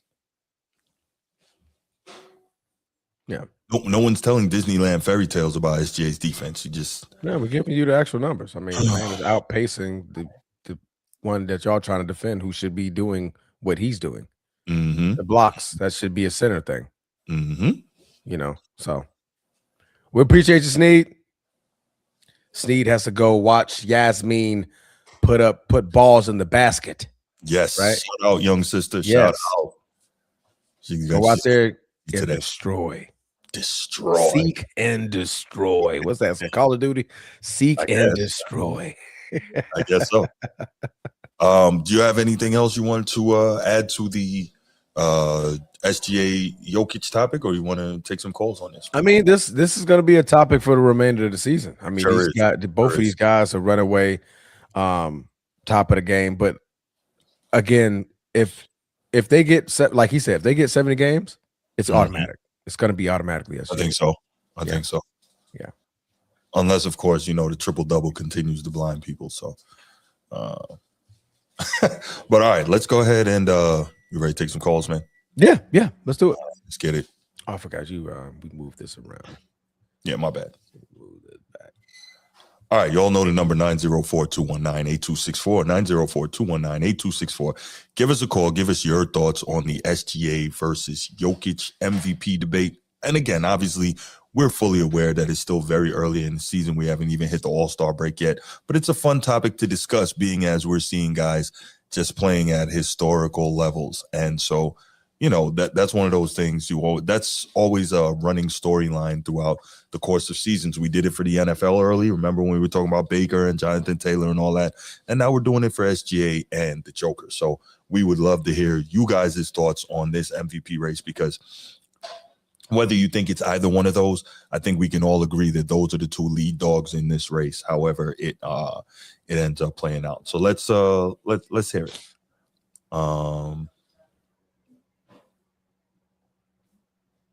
Yeah, that's correct. Be ready, Sports Cats. That's correct, Coach D. If we agree that someone who is only dominant on one side of the ball is the MVP over someone who doesn't, we are haters. Yes, apparently so. Yeah. Okay, Steve says it's way too early, but if we had to vote now, we have to vote SGA. I agree. I agree with that. Damn, how'd that happen? The man is balling. Yeah, he certainly is. The man is balling. 43% from 3 is crazy. Right? You don't expect that from him. You know, Nah. 36 is solid around league average, you know. But yeah, 43, man. But you know what that is too? The crazy part, he's not even doing that on volume. No. He's doing that like just taking, you know, five attempts a game.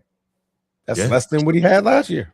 Yeah, no, assists are a point guard thing, Samuel Bello. Absolutely. Well, they were. I don't know. There don't seem to be nearly as many point guards in today's game getting a high level of assists. They need to start counting hockey assists in basketball, real talk. Because everything is always, you know, make the extra pass. You don't as often see one guy, you know, completely running the offense and making all the decisions as much. So you get you do get more ball movement, more passes statistically. Shout out to World Breaker. So yeah, in this area you see more of that. So it's harder for one guy to really dominate the assist. And here we go. This is what I was waiting for. You know what? You gonna take this, man? Oh, why do I gotta take it? Pause. Nah, you are. Nah, hold on. First of all, good morning. Let me say that, and let me make this very crystal clear for you, Mr. Bruce, B Hope, format podcaster. Damn. I'm gonna say this here. For you, Mr. Jefferson, that's in the chat. We'll say this here. Why you? With the record, hold on. With the record that the Oklahoma City Thunder is having, I said this when Mrs. B-Boy was on the channel. I said, and I quote, if SGA and Oklahoma have this, they have beaten the Golden State Warriors record, he should be a unanimous MVP.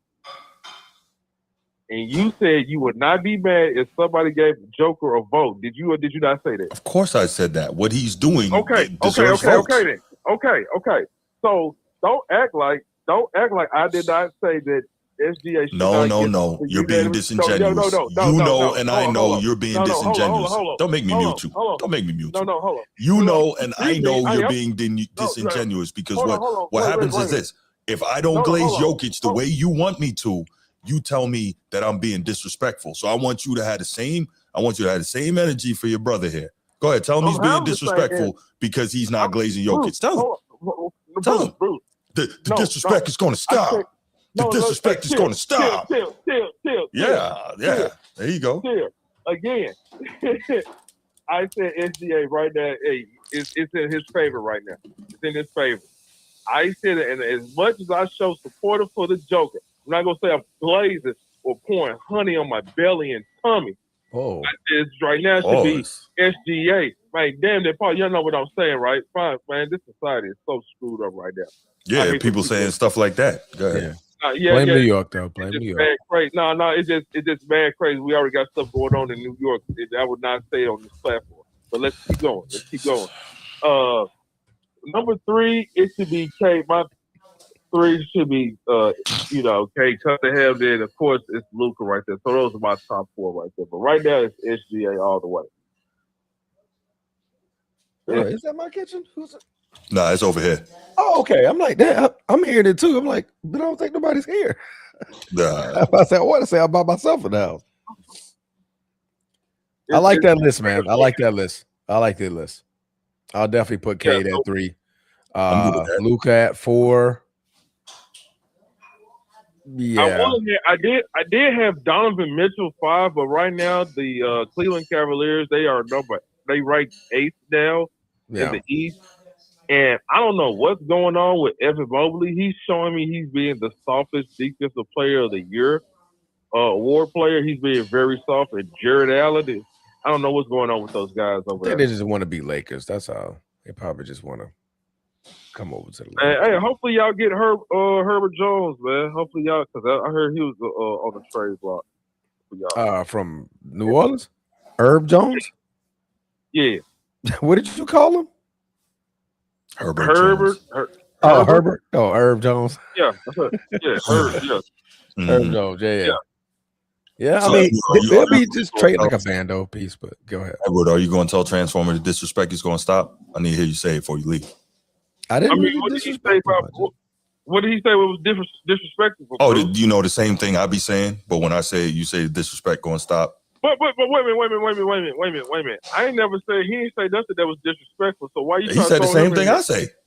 He's not glazing. He's not glazing, so that's disrespectful to you. Okay. Go ahead, say it. Say okay, it. because Go ahead, say it. Okay, because say it. What say it. what I'm supposed to say? Tell him disrespect going to stop. Say it. He didn't say that disrespectful. What did he say that was disrespectful, bro? Ask yourself that next time I'm talking about Jokic. Bye. Thank you for the call, sir. Be you, bro. Right? Be you, bro. Yeah. Water.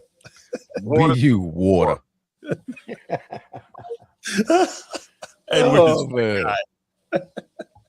Edward is my guy, man. Whew. Entertaining caller. We'll take one or two more, man. Samuel says, I love this because it shows how dominant Jokic is, that only Shea can actually sniff the award, as the only way Shea can actually sniff this award is his team is historically great.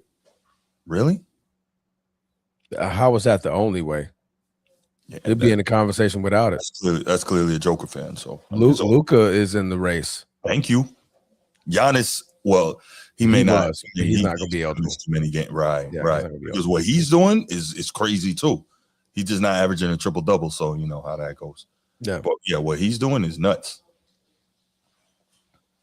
Yeah, that's all right. We got any other callers on this? I mean, Luka is in the race. Pay attention, Samuel. Hello, Bello. Come on, man. Nah, Luka's in the race. He's in the race. Now, will he win? Unlikely, but we can't act like he's not. Correct. Yeah. Yes, it is. What do you mean being in the race? People are such idiots, man. Why do I respond to idiots? Go ahead, Bruce. I'm sorry. I'm just gonna stop responding. What? So 34-8-8 on a team that's we're the Lakers second or third in the West, right? We're fourth now. We keep bouncing back and forth between Denver and the Rockets. Yeah. Still, so right there in the thick of the playoff hunt, putting up crazy numbers. And yeah. Okay. All right. I don't know. Yeah, he's not in the race though. That's not. He's not in the race. No, yeah. I hate the Lakers, but no, he's not in the race. He's not in the race. Laker Nation, what up? Coach T, my bad. What you got, bro? Coach T. Hello? There we go. There you go. Come on, man. Man, what the hell is going on, man? I don't know, man. You got that Miami Mobile or something. I don't know, man. Man, you over here trying to censor me or something? Nah, every time I what you got, bro? 3 calls come here and getting dead spot. I don't know what to tell you. What's up? Man, I'm trying to clear my name with somebody who doesn't have the respect for me to even say my name. He wants to call me somebody else. So I'm gonna call him Mr. Coming to America because he sounds like Eddie Murphy from that movie. Okay, well, go ahead. No, look, let me clear this up so you can understand. I'm a basketball coach. I'm all for, I love the fact that, he whipping up some eggs on the offensive side. Yes. Getting assists and all that, that is wonderful for the sport. However, I am not, and I will never will take someone who's only dominant on one side of the ball. When in basketball, you play both sides, and claim him to be the most valuable player in the league when there's somebody else who's playing phenomenal on both sides. I am not going to put that player over him. I don't care how phenomenal his triple-doubles are. That goes for anybody that doesn't play defense. I would say the same thing if Luka was in first place. Is not being biased on Jokic or hating him. I'm not going to put him over, especially when he's a center, when he's historically averaging the lowest blocks per game than any center that won an MVP award. When his rebound totals are average compared to the greats in the past that have won that award at his position. I'm not going to do it, and I refuse to do it. You can call me whatever you want. I'll be a hater. I'll be all that. I'll just be somebody that has common sense. This is not bashing Jokic. This is how I look at it.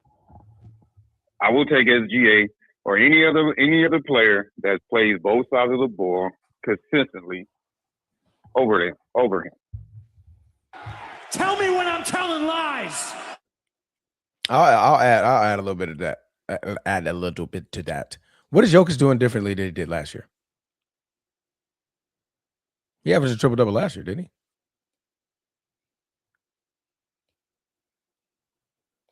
Did he I'm not? checking. Hold on. I'm checking right now. Yes, he did. I'm not in front of my computer right now. Yeah, he did. He averaged a triple-double last year. I think he did. Yeah, it's kind of similar to what he did last year. I think his numbers this year are a little bit better because he's averaging more points. No, I think his numbers are a little bit better this year. He's averaging less than he did last year. He had 29.6 last year. He's at 29.4 right now. Also, less rebounds, 12.7, 12.1. I mean, it's roughly the same, but I numbers are relatively the same. Yeah, you're actually making a good point to here, Transformer. You're saying, okay, if we're saying definitively he should be the MVP, what is you're asking, like, what is separating him based on the fact that he's doing what we saw last year? That's fair. Yeah. I mean, that like SGA has like he's doing better than last year. His numbers are skyrocketing from last year, and his team is like having major success. So that I mean, to me, that should be clear. Like, you know, when you talk about most valuable, with his and with his best second option out for the majority of it, yeah. Because we came back like 5-6 games ago. Yeah. That's a great point, Coach T. I forgot about that one. We got to. And also, what I want to say is also you want to bring up this man to us. We're in December, going on Christmas break, and this was what, his third loss of the season. Third, yeah, against Minnesota. And you want to condemn him because they lost to Minnesota. It's their third loss of the season, and we're almost at the end of the year. Like, come on now, are we being serious? We can't be that. We can't be that. We can't be that serious. I'm trying to look at the difference. I mean, They haven't. This is what their longest losing streak of the season. What, the one game? Right. Losing streak of the season. They've lost time for the right. They've lost 2 games this year. So yes, that's the longest losing streak. This is the longest losing streak from their last loss to this one. This is their longest losing streak from their last one. I think their last loss was, to San Antonio in the play-in semifinals, right? Yeah. And then Minnesota last night. Yeah. So this is their longest losing streak of the season. They haven't even lost 2 straight this year. But we want to condemn him because they lost to Minnesota. How many? We can go tit for tat. How many bad losses did Jokic have this year? I'm just not going to do that because that's stupid. So let me that don't make any sense to go tit for tat like that. Right. Let me pause you here, Coach T. In fairness, Samuel Bello does make a great point that Jokic is doing what he's doing on a lower usage rate, and that is very impressive. That is no question about it. Nobody's intentionally removing context. It was just forgotten, right? So I'm giving you credit, Samuel Bello, as well as giving Jokic credit. That is phenomenal to see what he's doing on not even a top 10 usage rate. So kudos to him for that. Still doesn't change the fact that he does what he does on one side of the ball. And it doesn't matter what the analytics say when you watch him play, and I know you do because the way you talk, that means I know you watch him play. They hide this guy on defense. There's a lot of defensive possessions where he just stands and watches. And that, in my estimation, that's not MVP worthy. You know what, Bruce? That is a fair point, but, I'm going to ignore it because they have the audacity to ignore the common sense that what we're making, that he's not doing. He is the total opposite on defense than he is on offense. Even if he was halfway decent on defense and he is on offense, he would hands down be the greatest player in the league every freaking year.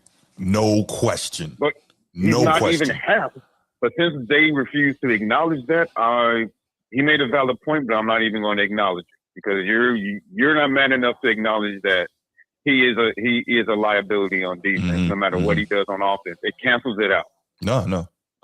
If we want to get that's fair, but we do have to acknowledge a point is a point, whether we want to agree with it or not. I can acknowledge it. You don't have to, but I can. Hey, by the way, Samuel, we would love to hear you call in, man. You're making some great points in the chat. We'd love to hear from you if you're, if you can. But Coach T, man, I appreciate you. You wanna land your plane? Oh, planes landed. That's all I wanted to call in. The planes landed. Because Mr. Coming to America called me out. But he didn't call me out by name. He called me out because, my receding hairline. So hey, we all got him, man. Just join the crew. I thought I was gonna so I want to tell him I can go tip the tat since he sounds like Eddie Murphy in Coming to America. He's gonna be Coming to America for now. Okay. All right. Shout out to Ed Dog. It's still my dog. Always, man. Edward is that guy, man. That's my brother right there. Well, it's not my brother, but it's my brother, but right. We all His brother, but we all brothers, though. Yeah. No doubt. I'm waiting for the last topic. A lot to say on that. Oh, can't wait. We will be calling it. We will be getting to that momentarily. All right. Appreciate the call, Coach T. Sure. Thank you so much. Yes, sir. I do want to add, since we're adding context here. Sure. Nikola Jokic and Shai Gilgeous-Alexander are top 10 in offensive rating. Only Shai is top 10 in defensive rating, as also number 1 in net rating. Jokic is not on either one of those lists. Interesting. Yeah. You would think Jokic would be in the top 10 on net rating. You would think so. Nope. He's not in the top 10. But Shai is top 10 defensive rating, top 10 offensive rating, and number 1 net rating. Okay. So that adds to more value that player has on his team. To me, because most valuable player, we got to think about the value of the player, right? So, I don't see how it can't. Just threw that out there. No, that's a great point. I like that. Mm-hmm. We're adding things. So context, right? Context for sure. Context. Both sides. I can hurt you both ways. Oh man, Tony.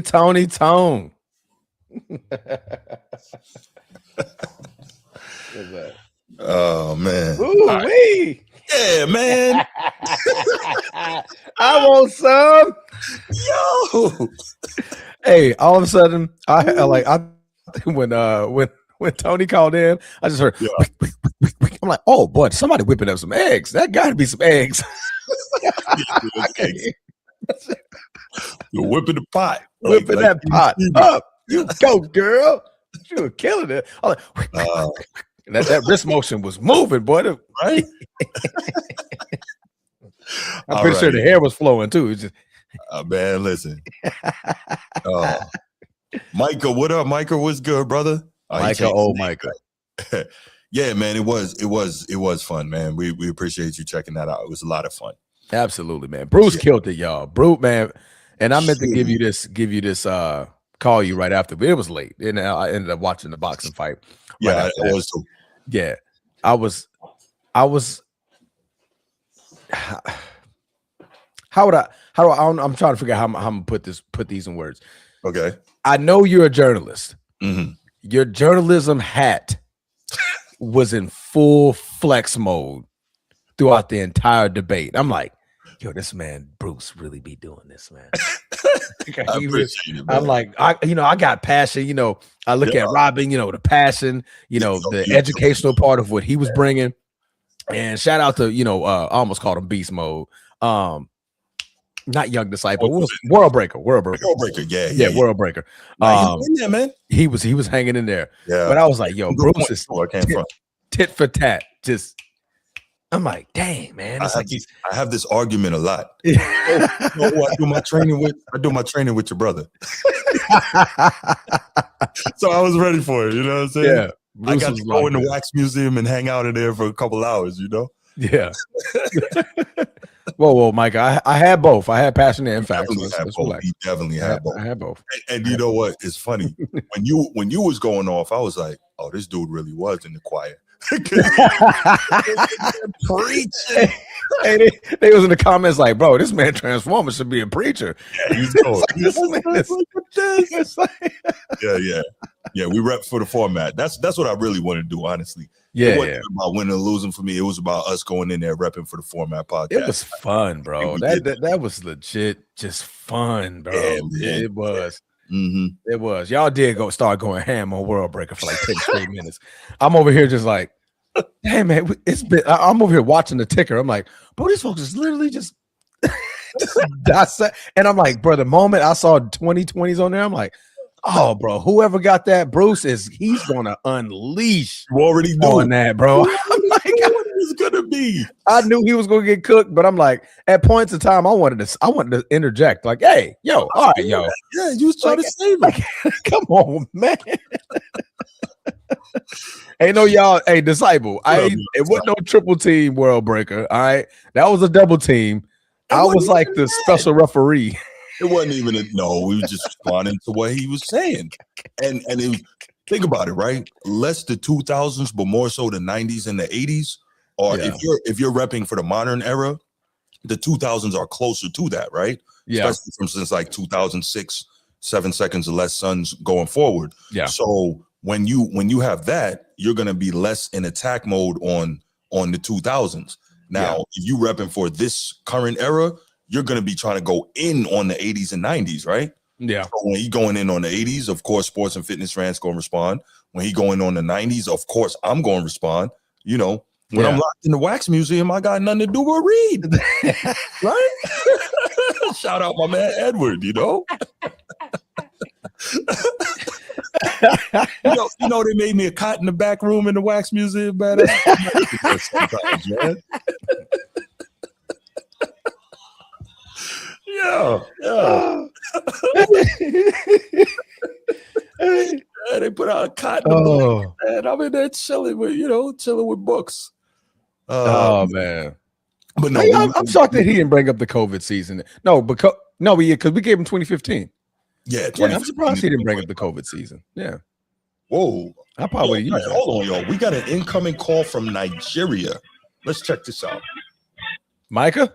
Thank you for calling the Format Podcast. Who's this? This is Samuel Bello. What's going on, brother? How you doing? Thank you for calling in from Nigeria. What's going on? Yeah, I'm fine. So there's a lot of things I want to say from our conversation because it seems like SGA, I understand he's a wonderful player, so it's not a case of I'm bringing him down. Hold on, brother. Hold on. You're a little bit muffled. Yeah. So we really want to hear what you have to say. Maybe you come closer to the phone or whatever. Yeah, can you hear me better? Yes. Yeah, that's a little better. Thank you. Yes. So for this conversation between SGA and JOKIC, the one thing I would say when we stress on JOKIC's defense, which I agree is average at best. Okay. So I'm not going to say that it's a good argument about that. I would say that in terms of, for me, SGA is a very top player, one of the best point guards ever. But I would say that obviously his team construction gives him one of the best chances to be as great as he is. When the other, I'm sorry I forgot the other person's name, but when he talks about all defense teams, he's not sniffing. You can't. You're the key to best defender on your team, your own team. And I think there's no one that could argue that. So I don't think that is a valid argument for Shea. And again, for the thing about net rating and all, when Gordon and Brown, who are their best perimeter defenders, were in, she was in those systems. They have been out for over a month, and yet the defense has gotten worse. But again, for me, I always put in context. I'm not here to argue that he's a good defender. He's average. Yeah. Okay, no, I hear what you're saying, and I appreciate that feedback. And if it sounds like we are, going extra hard on Jokic or trying to be disrespectful to him or whatever, that's not the case.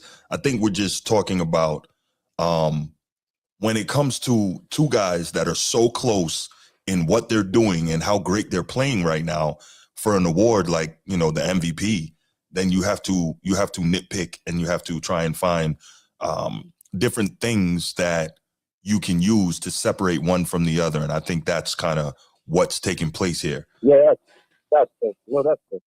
Although what I'll say is that to me it's a bit particular that if they are the same record, I believe all three of us know that Jokic will win the award. If they are on the same team record. Yeah. I think I can. I'm sorry. Go ahead. No. So that's why I feel that for me, it's more of a team performance because they are putting up historical numbers. Mm-hmm. No one is going and for the comments I made about Luka, what I mean is that everyone, even the journalists, the people who are going to vote, right? Mm-hmm. Everyone knows between Shea and Jokic. You may be on the list, right? But you are not in. I don't know if you get what I mean. When you can be on the list of three, but you are never close to the award. I don't know if you understand what I mean. When I mean he's not in consideration. It doesn't mean that he's not going to maybe end up third. I get what you're saying. I didn't realize that was you that made that comment, but I kind of get what you're saying when you say that if you're third out of five, you're not in consideration. I think you can be. I just think in this particular season, the first two are kind of really far ahead of the rest of the bunch, and they're very close together. Giannis was very good last season, but he was not even in the conversation. Even though he came in third and he deserved it, obviously, but to win it was not even. I think no one here was arguing that seriously last season that so Giannis over Jokic or shit. That's what I'm. But I think I enjoyed the podcast. And man, thank you so much. I appreciate it, man. Make sure you hit that like and subscribe to the channel. We got tons of content, man, and I look forward to hearing from you again. We want to make sure that we can hear you properly. So just when you call in, just try to make sure you have a clear connection for us as best you can, because we are very thankful that you're calling in. Hey, make sure you're sharing the show, brother. Thank you so much. Yeah. All right, brother. Have a good one. Okay, man. Caller from Nigeria. That was love. Thank you so much, man. Hey, you see this? We going global, Transformer. We got. Hey, man. We had Germany. We had Australia. Yeah, that's right. Ireland. Yeah. Ireland. Yeah. That's right, man. That's love. Man. That made me feel pretty good there. All right, let's go ahead and let's get to the final topic, and that is the college football playoff. A lot of us here are great big college football fans, and so this is obviously something that we need to discuss. We are, down to the end of the season there in terms of deciding who will be the national champion. We have a 12-team tournament, and, well, some of those teams are gone already. Mike,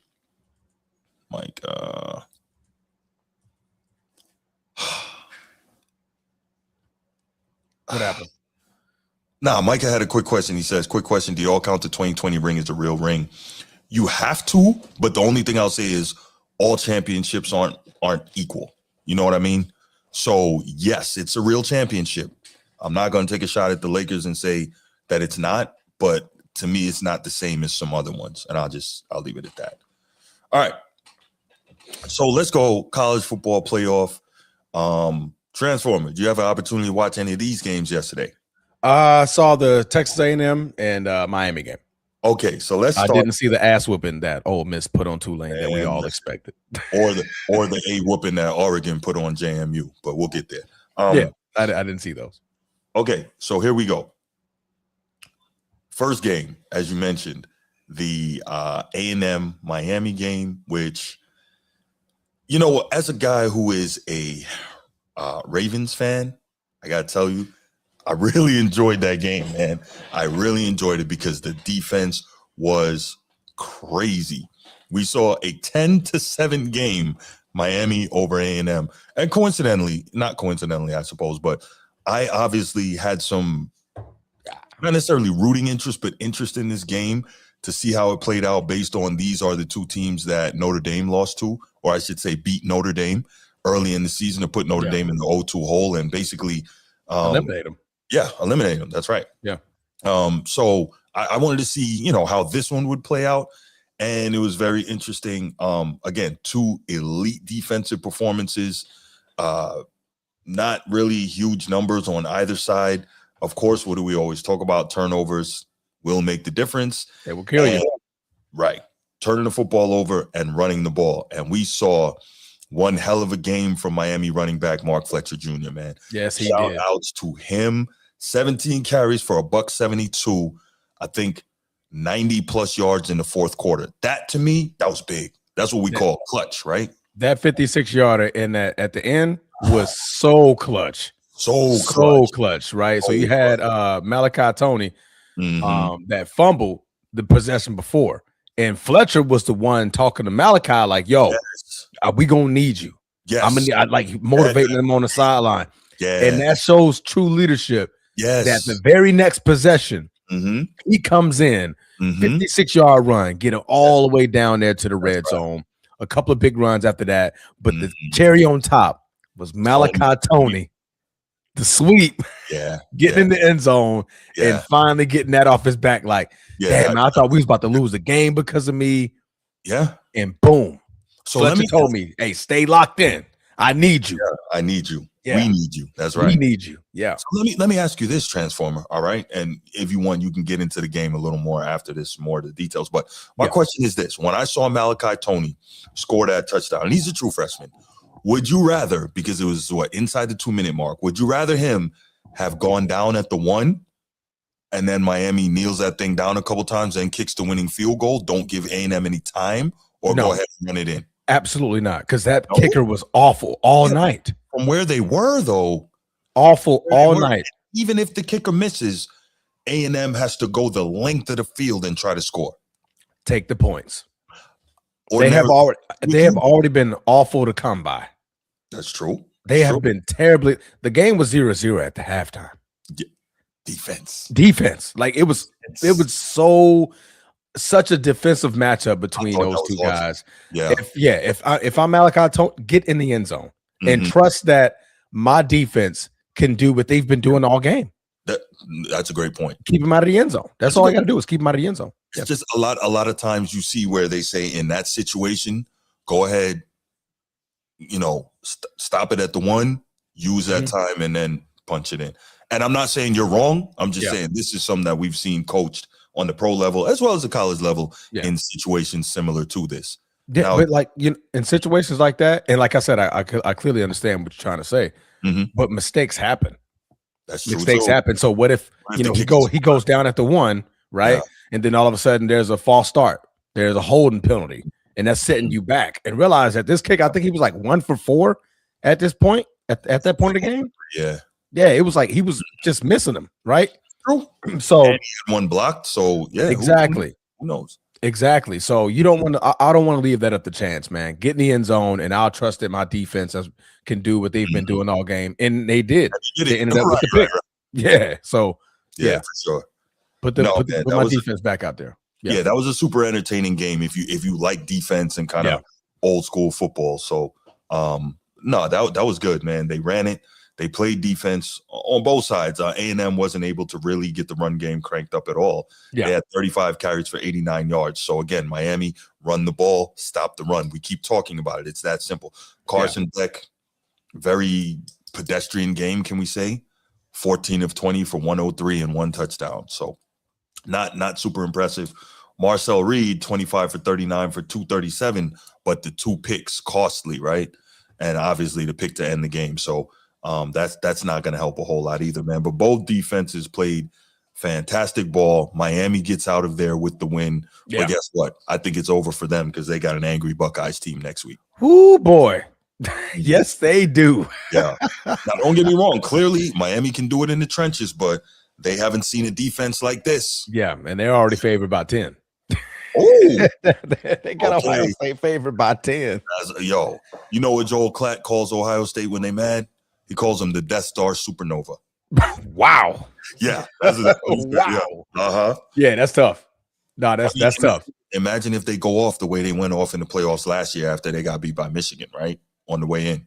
Man, and then the way Carson Beck just played like such a bad game against Texas A&M's defense. What you think Ohio State defense finna do to him? Go and get this guy a whole hell of a lot of problems. Like, go get the ball. Go get the ball. Yeah. And for Mendoza, show why you MVP. Heisman. Yeah, Heisman. That's right. So why you the Heisman Trophy? That's right. So we're about to get to that one now. We're coming with bad intentions. Yeah. And realistically, we should have done this the way we do the NFL and started with Friday night. So Friday night we saw Alabama go into Oklahoma, and that's when we were on with Man Down Sports. Correct. Go into Oklahoma and beat them, this was a crazy game, right? Because you and I, we were talking about it, and freaking OU goes up 17-0. Brent Venables, one of the best defensive coaches in America, somehow he and his team lets Alabama charge back and score 27 straight to beat Oklahoma. So they're up 27-17 now. Obviously, Oklahoma gets another touchdown, and then Alabama gets another touchdown. And Bama goes in and wins by 10. Now, that said, I'm not the guy that changes what I think about who should be in and who shouldn't based on the results once they get in. The fact is this: Alabama still did not deserve to be in the playoff. First team ever with 3 losses to get in a playoff in college, as well as they got beat in their conference championship game, much like BYU, but BYU is somehow out. Alabama is not, whatever. So I still don't believe they deserve to be there. However, they so far have made the most of their opportunity. And they went into Oklahoma. They beat them. Second half of that game, they looked real good, man. They looked real good. So, go ahead. I'm sorry. I mean, they turned defense and offense, right? That pick 6 is what, kind of jolted them back. Like, okay, like let's get it. Then the what was it? Was it a block kick return? I think it was a block punt. I think they blocked the punt and fielded in good position to come down there and score again. So defense, special teams, they got locked in. They got really locked in. And like I said, I mean, me and you was watching it, kind of like while also trying to debate each other. Right. Like I'm over here looking at the side, like, God dang. Yeah. This was a hell of a comeback. Yeah. Can we talk about that Bernard Moss though? I should have talk about that, man. But he jumped in the air, reached over the defender's back, said, "Give me that," and you got mossed. Yeah, no, it was an incredible catch by Bernard, man. That's a highlight he's gonna have for a long, long time. John Mateer, man, he threw a big pick when he didn't need to. So here's the thing: Oklahoma had an opportunity. They were up 17-0. And they blew another opportunity. I think it was with a turnover to take that and possibly have gone up 24-0. Yeah, that would have broken Bama, but they couldn't get the job done, and they let Bama come all the way back. That was disappointing. But that also shows Big Mo is a real thing, man. Momentum is a real freaking thing in the course of a game, and sometimes it gets rolling and gets away from you, and you can't get it back. Yeah. Once they lost that 17-0 and they went into halftime 17 up. Oklahoma came out of the second half like, damn. Yeah. Now we got to try to do it again. Meanwhile, Bama came in there fired up like, bro, we was down 17-0, and we right back in their face, and they went back out there and they scored again. You know what I mean? So they definitely put belt ass in that. From the second quarter on, it was belt ass for Alabama. Yeah, I know. That's they had been crushed. Yeah. But here comes, I think, the greater issue with the other 2 games of the day yesterday. So we had a rematch of Ole Miss and Tulane. We saw that earlier in the season, like week 2 or week 3, and Ole Miss beat Tulane 45-10. And we saw this rematch, and I'm thinking, okay, they got some film to watch. They got a chip on their shoulder. Tulane is going to come out here and be competitive. No.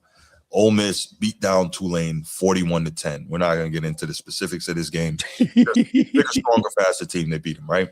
Okay, on the flip side of the bracket, we see James Madison go into Oregon, and they get beat 51-34. At one point, I think I saw James Madison down like 41-3. So they try to make a furious comeback, but obviously a lot of that is like second quote half, unquote garbage time type points. Exactly. It was still a lot of them, but just didn't have enough. So what happens is this, and Steve and I were discussing this morning. Shout out Steve, man. King of the chat.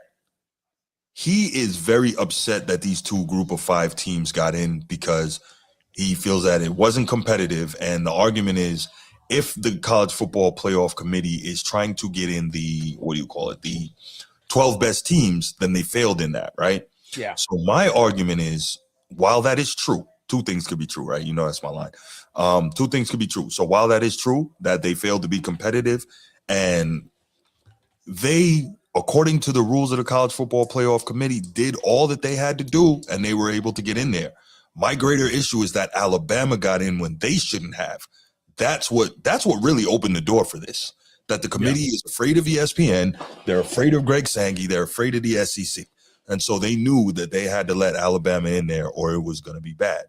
No, Texas should not have had that spot. Absolutely not. What are you trying to make this an SEC invitational, Coach T? No, no, you're not there. They didn't do what they needed to do to get that spot. So Alabama gets in. These 2 teams get in. So let me ask your thoughts on this transformer. These are 2 group of 5 teams who clearly weren't on the level to compete in a loaded field this year. Where are you on whether or not they should have been there? I'm trying to think of a solution. Okay. I don't have one. There isn't one. There isn't one. So short of the group of 5 getting their own playoff. That is the only solution. That was the first thing coming to my mind, right? Mm-hmm. Have these guys have the, but the thing is, thinking about, well, that's not fair. We don't have a shot at the big one, and that one don't count. They're going to treat it like one, just like FCS and Division III and whoever else. They have a playoff and they got their shot. But this is a version of stay in your lane, right? Tulane and James Madison, they should be in their own lane. Okay. Don't bring them here with them big dogs. Yes. Committee, we just saw it, man. I mean, it's embarrassing to watch. Them boys got destroyed. Everybody knew that they were going to get destroyed. To see it and how they got destroyed, you're like, I mean, at one point, Ole Miss was up 41-3. 41-3. Notre Dame. What are you doing? Drinking my juice. Why are you putting a Notre Dame thing in? Because we're talking about college football. Oh, Jesus Christ. Ole Miss was up 41-3 on Tulane. At one point, Oregon was up 48-13. Mm-hmm. Those are competitive games. Texas A&M and Miami, that was competitive. We saw 2 competitive juggernauts go back and forth. Yes. Alabama and Oklahoma, it was starting to blow out, came back into a really good football game, and they hashed it out in the 4th quarter. We saw competitiveness in those games, right? Mm-hmm. We're not finna see much competitiveness if you keep this up. It's gonna be more deflating for a freaking program that we get invited to this just to get just butchered every single time. We got to run into the Bama. We got to run into the Oregons. We got to run into the Ole Miss, and we just get physically destroyed because y'all let us in here. Okay, so 2 problems with that, right? And while I agree with what you're saying to a point, problem number 1, we can't tell these guys that you play all year, do everything you're supposed to do, and you don't get a shot just because we think you're going to get smoked, right? The analogy I like to make, which is apples to oranges, indeed, but I actually looked this up this morning, and because Steve and I were debating it, and I sent it to him. Let me grab it up real quick. I should have had it ready. But the analogy I like to make is if we look at I got it. Sorry, hold up, y'all. Okay. Based on, and this is the NFL now, but not quite the same, but based on 59 Super Bowls having been played thus far, right? There have been 26 Super Bowls decided by 14 points or more. 2 scores, right? Yeah. 44% of the time. That's a big win. There have been 21 Super Bowls decided by 17 points or more. 36% of the time, right? So you look at it, more than half or roughly half of all Super Bowls have been blowouts. We can't look at it after the fact and say, for instance, let's go to, was it the Broncos in 89, I think, against the 49ers? They got beat 55-10. Could we go back and say, well, the Broncos shouldn't have been there because they got smoked? No, they earn their way to that butt cutting. Right? Yeah, because you got to beat everybody in the AFC to get there. Well, I mean, JMU and Tulane, they beat who they had to beat on their schedule to get there. So it's imperfect. I know. That's why I say it's apples to oranges. Yeah, it's kind of like, because yeah, I get what you're trying to say, but Okay. Unfortunately for college, I mean, you only have the regular season and you get invited to the playoffs, right? It's true. You're comparing the Super Bowl, but they already been through the trenches of their own conference. Mm-hmm. You know what I mean? So they actually at a higher point deserve to be there for their conference because they were the better of their conference, right? They probably they got beat historically just against the other conference, right? So it's not like there was a committee that voted and said, "Hey, Broncos."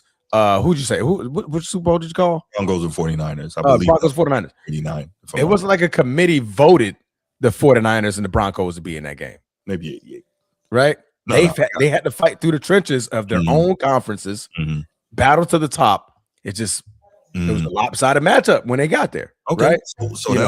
So you make a point. We need to do away with the committee and go back to machines where we get some type of standardized criteria, and the machines who have no opinion, they have no allegiance, no bias, right? They just figure it out based on what's what, and that's who gets in. That's the only fair way to do it. Because if you do it, because think about it, the committee changes every year. There's no standardized criteria. There's different people on it. It could be me this year, and it could be you next year. You might see differently on what you value in a team to rate it in a certain place to get in, where I might see differently and say, well, that team doesn't deserve to be there. But next year, you can't go by the criteria that Bruce set because Bruce is no longer here. Transformers here now. You know what I mean? So I don't like that. And so the third thing I want to say about it is this. For the most part, you're right in that these group of 5 versus power 5 games aren't competitive. However, every now and again, and this is why you can't just do away with it, every now and again, you get these games where you see, the quote unquote little guy who is good enough to compete. And we saw that for the most part start back in 06 when Boise State beat Oklahoma in the Fiesta Bowl. That was huge, right? And then we saw it was regular season, of course, but we saw Appalachian State in one of the biggest upsets in college football history go to the big house and beat Michigan. We saw that. We saw situations where UCF went undefeated throughout the entire season in 2017 and then beat USF. No, UCF. Was it? UCF. They went undefeated. I get the schools confused. Right. And then in the Peach Bowl, they beat Auburn. Yeah. Same Auburn from the SEC, who I believe was 10-3, and beat Georgia and Alabama in back-to-back weeks. UCF went to the Peach Bowl, beat them. Yeah. UCF the following season, undefeated through the regular season, goes to the Fiesta Bowl, New Year's 6, plays Joe Burrow and LSU right till the end, and then came up short. The point is, there's always going to be teams here and there where the Cinderella run, right? A group 5 that's good enough to match up. So if we say, group of 5, no more chance, you're ruining the opportunity for those teams and telling them that no matter what they do all year, it doesn't matter. Doesn't matter. Now I get it. A year like this makes it look bad. Not only did you have 1, you had 2, and neither was competitive. I totally get it. I'm just saying, and I'm not saying you're wrong either. I'm saying somebody needs to find something to fix this thing. Yeah. No, that's true. That's true. Find a matchup that you think that this team can legitimately beat them. Yeah, for sure. Put some type of all these analytical nerds. Right. Because nobody found a team like, okay, I think this would be more competitive. Do it like this. For sure. And by the way, real quick, back to that A&M and Miami game. Can we stop the narrative now that the worst SEC team would be a conference champion in every other conference? Because we saw Texas A&M, who was the 3rd best team in the SEC, get beat by an ACC team that didn't even play for their conference championship. So can we stop the BS now? Can we stop it? Can we stop it? The big bad SEC. Come on, man. Let's cut that out. I wasn't even looking at the probability. That was crazy work. Yeah, Coach T, I totally understand that Tulane, JMU aren't UCF. I get it. I'm just saying, I don't believe in letting these kids go out there, bust their butt, these young men play all year, work all that, run all them sprints, lift all those weights, all these coaches pouring over hours of tape just to tell them that no matter what you do, you won't have an opportunity. Nah, that ain't cool. I don't believe in that. I don't. Yeah. So those are my thoughts on it, man. You got any before we open up these phone lines? I mean, other than fix it, just find a way. I know. Just find a way. When there's a will, there's a way. Do you think they really want to find a way? Because remember, when they were, you got to find a way to get the SEC teams in. That's right. They want to expand to 16, and Big Ten and the SEC want a minimum of 4 automatic bids. A minimum of 4. That defeats the purpose of a playoff if you create these automatic bids. And hey, I'll be honest. Notre Dame has it set up now where, and this was decided more than a year ago, where if they're in the top 12, they're automatically in. That also defeats the purpose of a playoff. Earn your way in. Yeah. And the way to avoid people getting screwed once again is let the machines do it. That's all. Yeah. On a side note, what was up with this your athletic director talking to the ACC? What was that about? So, Notre Dame has Notre Dame plays hockey in the Big Ten. Yeah. All their Olympic sports besides hockey are in the ACC full-time, including basketball, but they only play a partial ACC football schedule, 5 games a year, which is in order to maintain their traditional rivalries of Stanford, USC, Navy, and I guess you got 2 other games that you can get in there, whether it's an SEC game, another Power 5 game, or another 2 Power 5 games. But, and by the way, people need to stop with this Notre Dame plays a week schedule stuff. Y'all do know that even though they're independent, see the lies, man. Even though they're independent, the ACC schedule that they play every season is not chosen by them. It's chosen by the ACC. Y'all are aware of that, right? Chosen by the Atlantic Coast Conference and given to Notre Dame. Notre Dame don't choose who they play in the ACC every year. So keep that in mind. But anyway, moving right along. But yeah, I agree with you that something does need to be fixed and we got to figure it out. And man, the narratives drive me crazy, but we will see what happens going forward. Because I'm going to tell you, I think Indiana beats Bama. Oregon, Texas Tech is going to be serious, man. That's going because Texas Tech is so good and so physical. Their defense is crazy, and they can put it on you too, boy. Right. And notice that, right? Notice this though: Ole Miss and Georgia. Coincidence? They get set up so that you have a freaking SEC team in the semis, no matter what. Fiesta Bowl. You notice how that works? Mm-hmm. Yep. Right. And then you got Miami and Ohio State. I think Miami's run ends right there. Yeah. So I see Georgia and Ohio State in the semis, and that'd be really good.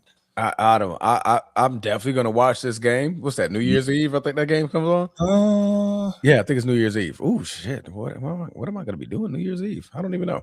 But December 31st. Yeah, that's gonna be a New Year's Eve game. Ohio State, man, I think the energy level of that game is gonna be through the roof for Ohio State. Yeah, it's gonna be through the roof. And sure. I'm at this point, I'm kind of expecting an ass whooping. Mm-hmm. And that's no disrespect to Miami. Not me speaking as an FSU fan. That's not saying that Miami need to get the ass whooped. I'm just saying that the sheer pain and pissed offness that Ohio State is bringing into that game, pistivity, the highest pistivity. Yeah, for sure. I think they're gonna come in and butcher that game. Yeah, I think they're gonna go in. Yeah. I do. All right, beats Georgia. Let's take a couple calls on this, man. You got Ole Miss beating Georgia? Upset. Okay, I like it. I like it. Georgia. All right, let's go. Let's take a couple calls. 904-219-8264. 904-219-8264. Let's talk some college ball. I need one upset. There's gonna be one. That's my one. I can't call this Texas Tech Oregon, man.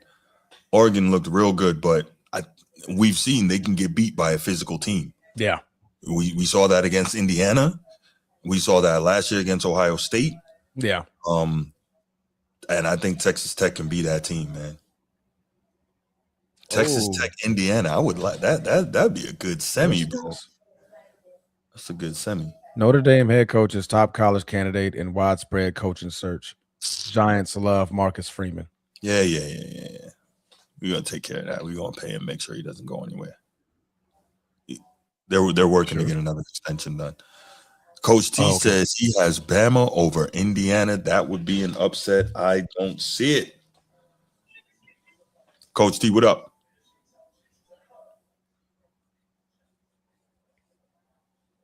Coach T. You there? Again? I don't know what's up with this dude's phone. What is going on with this man's phone? Yeah, why is it taking so long to? Are you calling from prison? What are you doing? What are you doing, bro? Cat Homer, don't make me pull up on you. Man, look. You can. You ain't gonna do much, but you know. How we getting calls from? We gonna play ball. You get a call from in-state. What's going on, man? I'm talking about from prison. Don't make me pull up on you. You gotta go through the verification. You are calling. Incoming call from Dade County.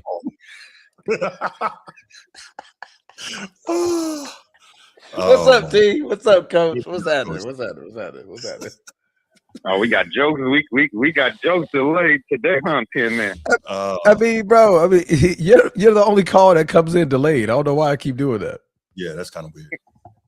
They've been doing it the last 3 times I've been called in. I don't know what's going on. Yeah. Yeah, man. I don't know. Maybe I need to stop harassing Bruce when he's not on the show. I think he's like, but forget Coach. Nah, never. Put him on delayed alert. Never that. Yeah. No. First, I'm gonna address what you said, Bruce. It's you're my boy. It's all love, but man, we gotta leave that sensitivity stuff out the door, man. All this all. Oh man, they work so hard all year. How can we tell them? We can tell them that they can't be in because they're not competitive when it matters. When everybody's watching. That's BS. Yeah. That ain't BS. Sometimes they won't be. Sometimes they will be. But you can't. We won't know until they take the field. 1 year out of 20 is not a good ratio. Okay. No, see, I was on your side, and me and Carlos had this debate because he wants to do away with the G5 too. But this year is the year I'm like, well, I got to side with him because there was 4 teams that were left out. Okay.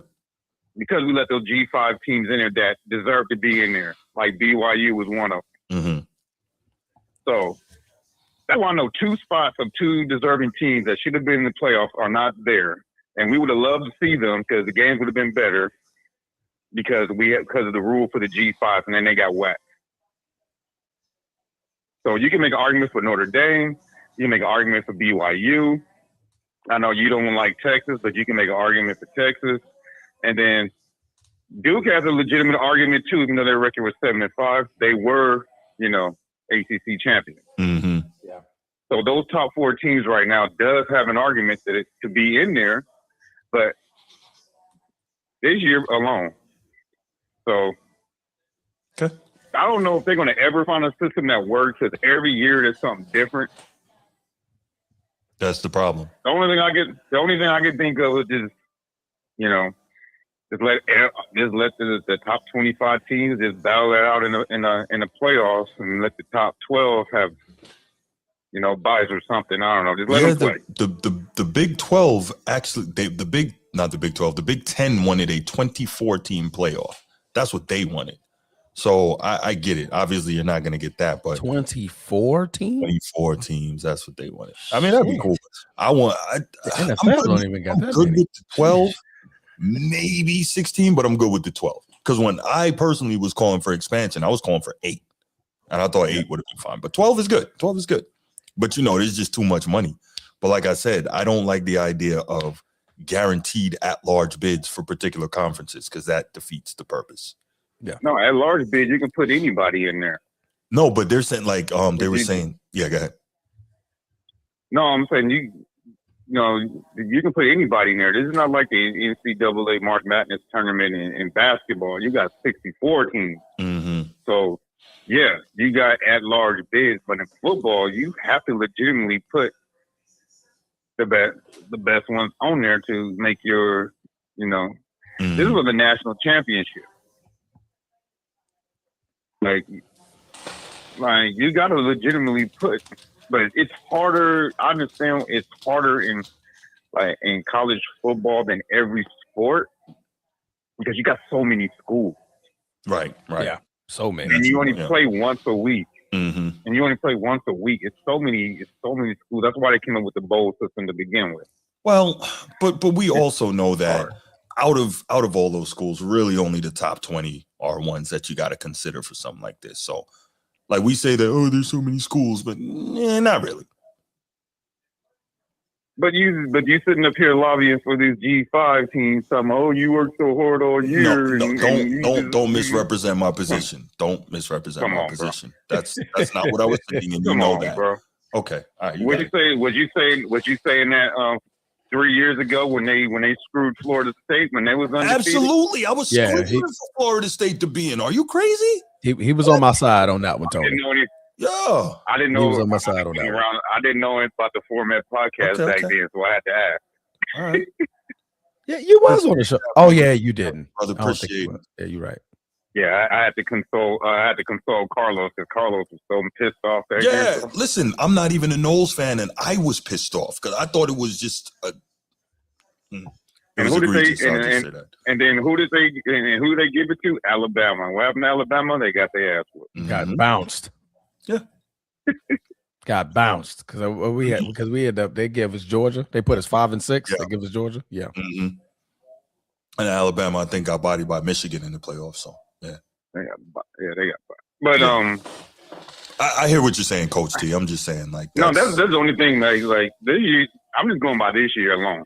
Okay, that's fair. Like, the G5 should not be in there because you have 4 legitimate teams that deserve. I would rather watch Notre Dame in there, and I hate them sons of snitches. I mean, I think everybody would. I rather would have seen them battle Oregon yesterday than that crap fest that I watched. No, or I watch BYU or Texas go against Ole Miss and watching that crap fest that I watched. And the last year, the same thing was a BTA against those G5 schools. Mm-hmm. Like the Super Bowls versus those games, they're not the same. And I'll tell you why. Super Bowls is anticipated. You know that you're getting the best 2 teams, the conference winners, and everyone's watching. It's a Super Bowl. They have to add that aura, and you get it is not as a huge disappointment as it would be if that was your team that got their ass whooped. Mm-hmm. Versus the first round of the playoffs, you're seeing a team like Ole Miss or Oregon. These are top powerhouses, and you're going into the game knowing that there is no way this is going to be competitive. Mm-hmm. Mm-hmm. Versus the Super Bowl, you're like, unless it's San Diego versus San Francisco, or that year, those 2 years that the Cowboys were just so dominant that you knew that the AFC didn't have a prayer. Mm-hmm. That's rare. Right. You're expecting a competitive game. These games, you knew they weren't going to be competitive before the game even started. That's fair enough. Yeah. That's the only counter I have to your argument. All right. Fair enough. But we're going to let you go, Coach T. We're going to go ahead and yes, sir. the show. NFL about to start. Yes, sir. Appreciate the call, brother. Thank you so much. For sure. Michael Knight, man, we appreciate you, bro. Hey, that was a fun show we had, man. We definitely gonna try to make that a monthly thing for sure. That show was fun. It was absolutely fun. Yeah, we had a great time, and we appreciate your support there, and we appreciate your support here. Thank you, brother. We got tons of content on the channel, man. Check it out. Absolutely. All right, we are gonna go ahead and we are gonna leave it right there. Great show as always, my main man Trent. Oh, wait. Of course, Bruce. Oh God, why are you doing this, man? Why you do this every time, man? How y'all doing? How boys feeling today, man? He could have did all that before you answered the phone. Hold up. about the I had to clear my throat for what I'm about to say. I know he about to say. Here we go. Go ahead, say. Oh yeah. Yep. I'm fucking tired, baby. Yeah, it's about to be a wrap, though. Don't worry about it. I'm gonna make it brief, man. Hey, man, the game's great yesterday. That Texas A&M Miami game, that was a barn burner. I love games like that. Yes. I'm not the high scoring guy, the 66. Yeah, because we Ravens fans. Yeah, I'm not. That Texas A&M Miami game, man. And the funniest thing about that game yesterday was when Michael Irvin, man, was on the sideline. Hey, on all fours. So Michael Irvin in great shape for his age, he is. man. He sure is. Man, Florida boy is different, man. There's something in the water down there. Man, I was disappointed, man. They put it back to all the 2 teams. Like you say, JMU and the other teams, the lower teams, they deserve to be in there. But, man, Yeah. Alabama fought hard, man. They sure did. Thought they were going. If you were sure talking did. trash on the low podcast, like, oh, I Bruce was gonna get into me about that, but they fought back, man, and they sure did. They sure did. That toughest test. If you're going to see if you're going to see Roll Tide is really back. If the spirit of Nick Saban has returned like he did in the second half of that Oklahoma game. Facts. For those other games, those Oregon games, man, that was just a waste. Yeah. I was very disappointed in that. But shout out to my Tide, man. They fought, man. I thought it was going to be a long offseason. I thought I was going to have to hear your mouth, Bruce. No, listen, man. Oh, he was prepared. I was prepared, but guess what?